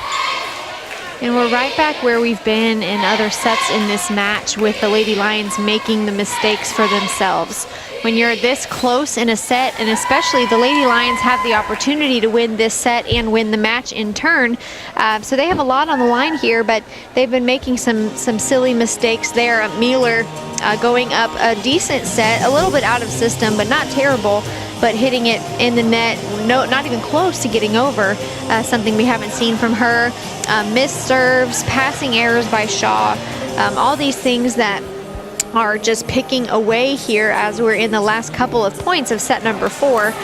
So Coach Moore, a smart timeout called here, an attempt to ice the server, and really a time for him to just encourage his players. He knows that they can finish this if they can get out of their own heads and just take a deep breath and play the game they know how to play. But as we are getting closer and closer to not having a choice if set number 4 is over, Coach Moore calls a well-timed timeout and gives the Lady Lions a chance to recover. Bailey Murphy to serve.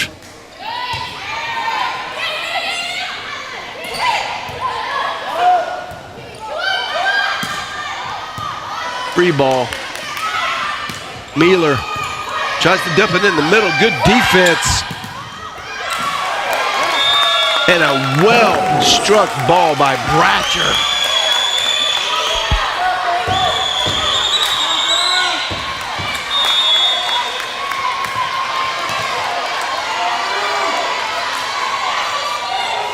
Murphy serves.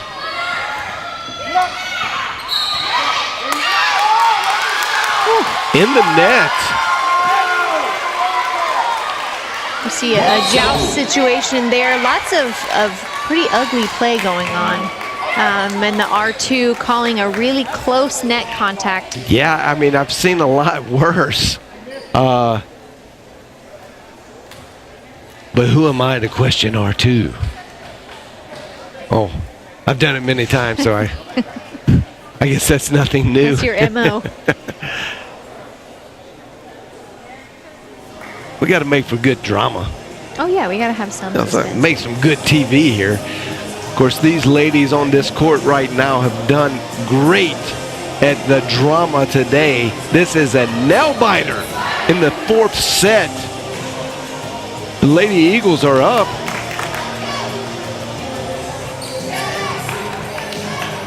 Sensing some momentum towards a victory, which again, they would be taking one of the top teams in the nation, the top team in their conference, to a 5th set. That's saying something. This club here is strong. I think they can beat anybody. And that's why you never want to assume based on a record or ranking that a team can't take away a match. And the Lady Lions are seeing exactly why here in set number 4. Great placement by Jamisha Red, finding the hole in the defense and hitting it. 23-20. Lady Eagles inching ever so close to the victory of the 4th set.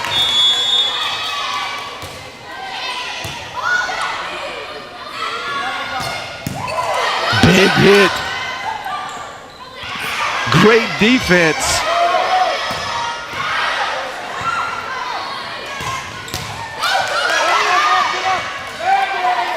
Good defense by both teams. 3 ball. Don't want to give Bratcher a chance. Joust! And SAGU, the Lady Lions, win that joust. 21-23. Still some room for the Lady Lions to make a move.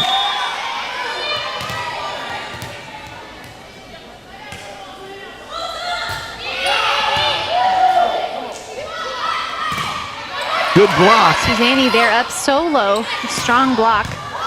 Great defense on both sides of the court. And a double contact by Ivy. She knew it as soon as the ball left her hand. These kind of errors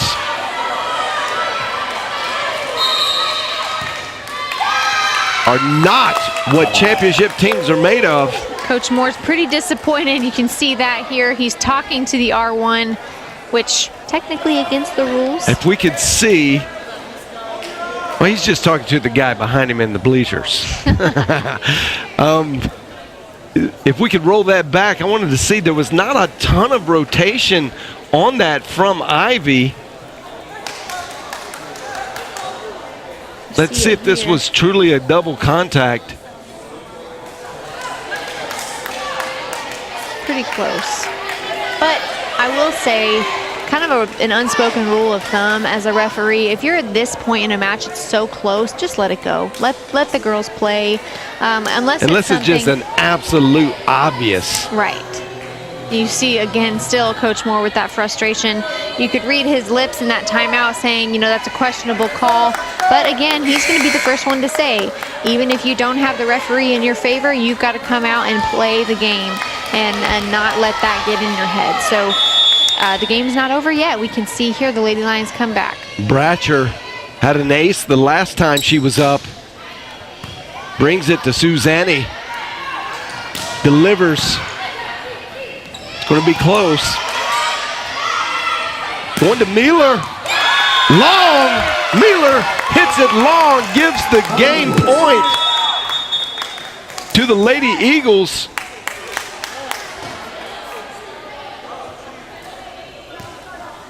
A little conference here with R2. I guess they're discussing the overtime rules.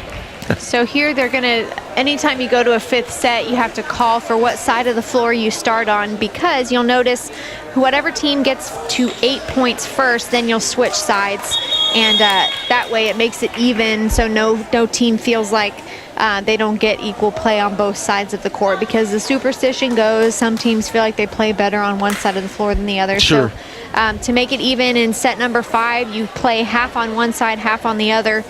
And so that coin toss is just replicating what happens at the beginning of the match. You decide who has serve, who has receive, and what side you start on.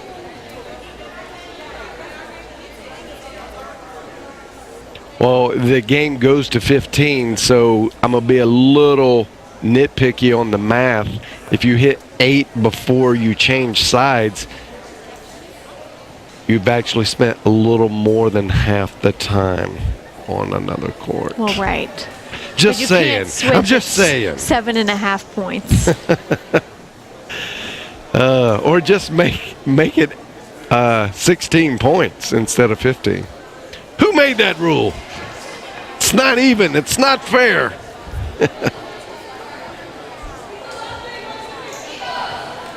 Just blame it on the R2 like you've done the rest of this game. Well, he's a jolly old Saint Nick. We can't be too mad at him. We want presents.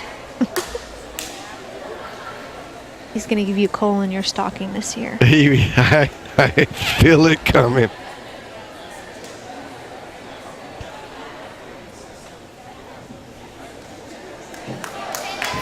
It's a pretty beard, though. Back to volleyball action. This is a little more lengthy, I think, rest period between games. And Southwestern Christian University, not to be confused with Southwestern Assemblies of God University,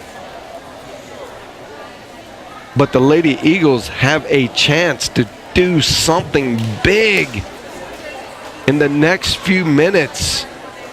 A win here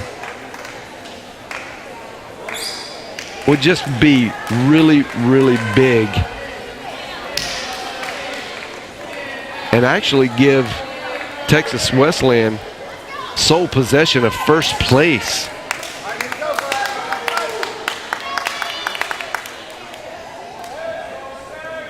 Now, I've avoided bringing this up until now just because I don't want it to seem anything like an excuse. But playing such a big match last night and the energy and momentum that you may lose from playing the classic barn burner that they did last night, does that have any kind of carryover to a big game like this the very next morning? I think, physical fatigue obviously plays a part, but again, coaches really place a lot of focus on conditioning so that a tough weekend schedule like this doesn't have that much of an effect. But in the same vein, Southwestern Christian didn't have an easy match last night either against Texas Wesleyan. So, a great kill there by Callie Shaw, starting off set number 5 with strength. But yeah, I think it can affect both teams, but both sides had really tough games last night. So yeah, that's a great point. The Southwestern Christian University played the other #1 team in the conference last night, and it went 5 games, not 4. So they played an extra game.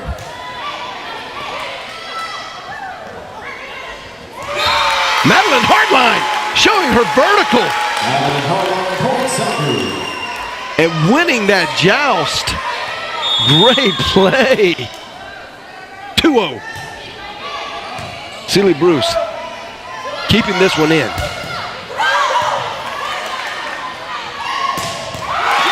And Callie is clearly ready to take set number 5. And can you say ghost pepper salsa? That was some heat. They had a block there, but Shaw's just so far above that, hitting way over, and a shank there for an ace. It is clear that the Lady Lions are not messing around here in set number 5 with a 4-0 lead. In a game to 25, that's not as big of a deal, but when you're only playing to 15, you don't have any room to let a lead like this get away.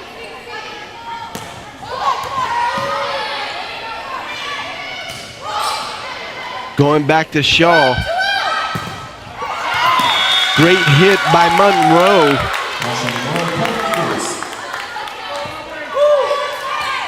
little cleanup duty for the Lady Lions now. Your score is 4-1. Favor the Lady Lions. But the Lady Eagles are not to be counted out yet. A great pass there by Suzanne. Beautiful, beautiful pass set hit there. Ivy perfectly times that quick set. Heartline is right where she needs to be. Looks like she missed it just a little bit and it sailed on her instead of going straight down. Very fortunate it didn't go out of bounds.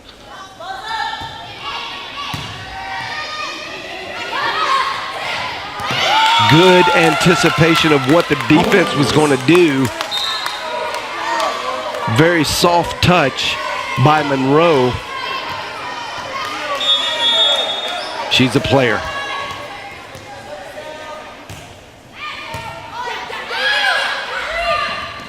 Shaw was not able to get a good bump on that. That was a free ball, an error set. She's just trying to keep the ball in play Sure. there. Mueller got blocked. Good defense. The Lady Eagles on a roll. 3 points roll right here.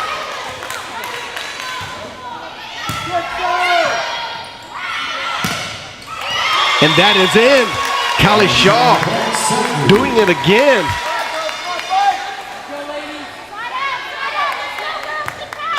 And they got tipped anyway.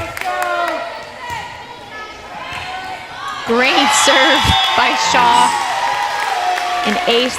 You need momentum like that when you have a Lady Lions 1 point to the 4 scored by Southwestern Christian. You need to get some intense momentum plays to get you excited.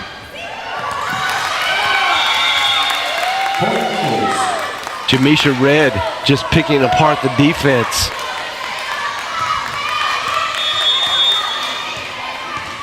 And really, the block tip there kind of threw Bruce off. Big hit. You see here, SAGU first to 8, so now they're going to switch sides. And this is a really, really hard part of volleyball because this movement kind of does to both teams the equivalent of a timeout because you have to kind of mirror where you were on the floor on the other side, and you lose focus, and there's potential for out of rotation calls. There's potential for confusion on what play you're going to run. So the best thing to do is to quickly get to the other side, immediately get in your spot, and reset your focus as a team to make sure you don't lose any silly points. Right, and very interesting the way this works.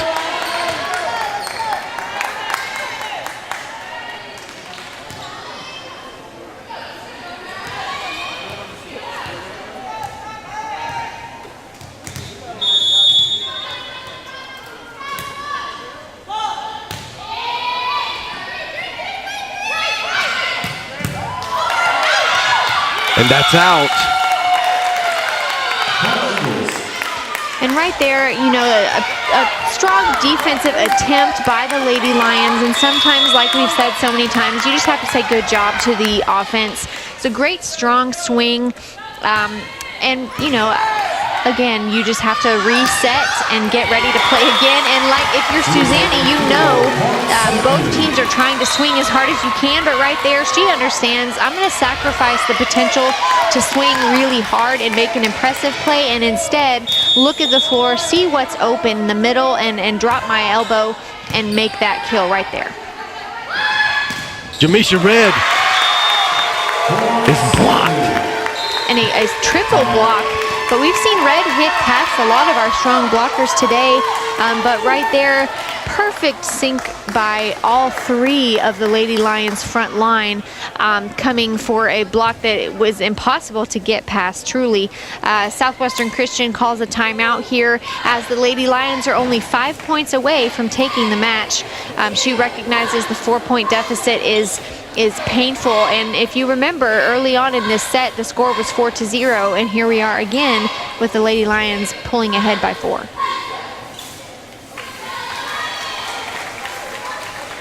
still very close. We've seen the Lady Eagles reel off 4 straight points before, several times today, to keep themselves in contention. As a matter of fact, they did it last game and ended up winning. So do not count your Lady Eagles out. What a great match.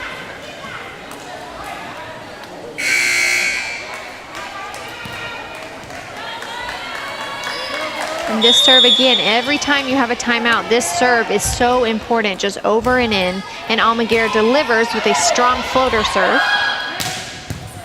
With Bruce, an excellent dig. And Almaguer for a back row attack. Lots of exciting things going on in this rally. Some change-ups, off-speed plays. Any attempt to get the ball down to hit the floor. And Ivy goes up a strong left-handed. Susanni with the dig, turning right around to push the ball deep into that back right corner. Big point. You can see now the momentum starting to settle in with the Lady Lions.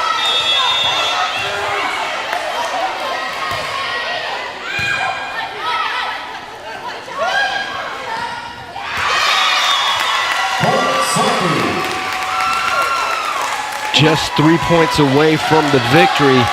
If you're in the gym, or even if you're just watching on the broadcast, you can see the body language of the two teams. The Lady Lions are celebrating, excited, smiling. Anytime a mistake is made by Southwestern Christian, you see shoulders dropping, heads dropping, heavy sighs, and that is almost a bigger deal than I can even put into words at this point in the set.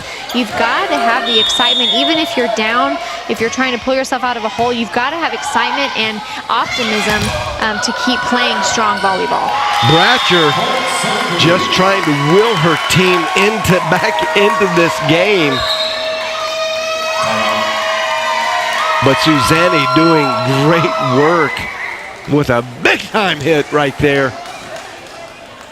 Extending the lead, now just 2 points away from a fantastic victory. We knew that the Lady Eagles were going to be in this to win it, and they have shown why. They have taken a third top-ranked team to 5 sets.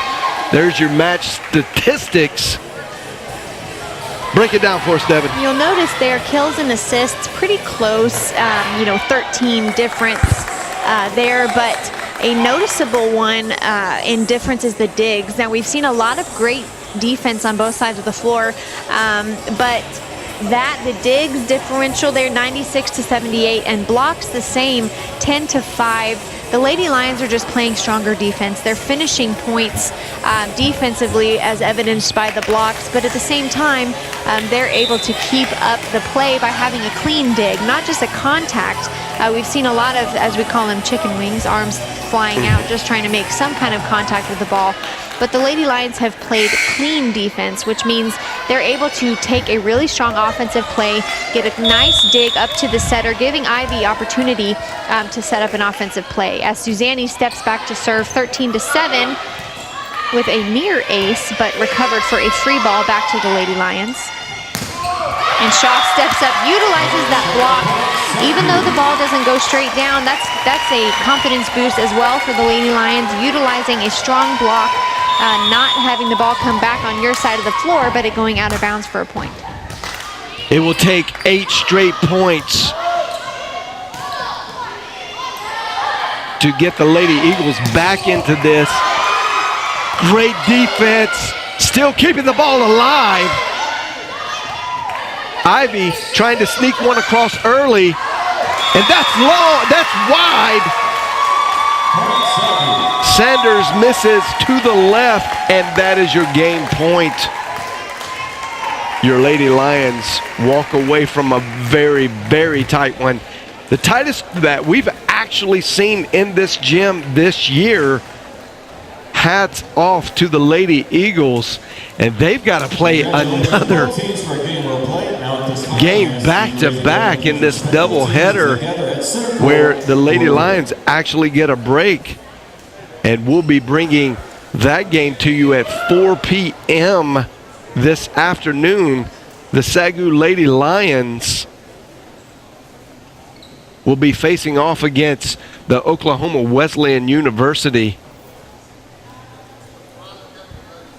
And there you see, that's coming up at 4 p.m.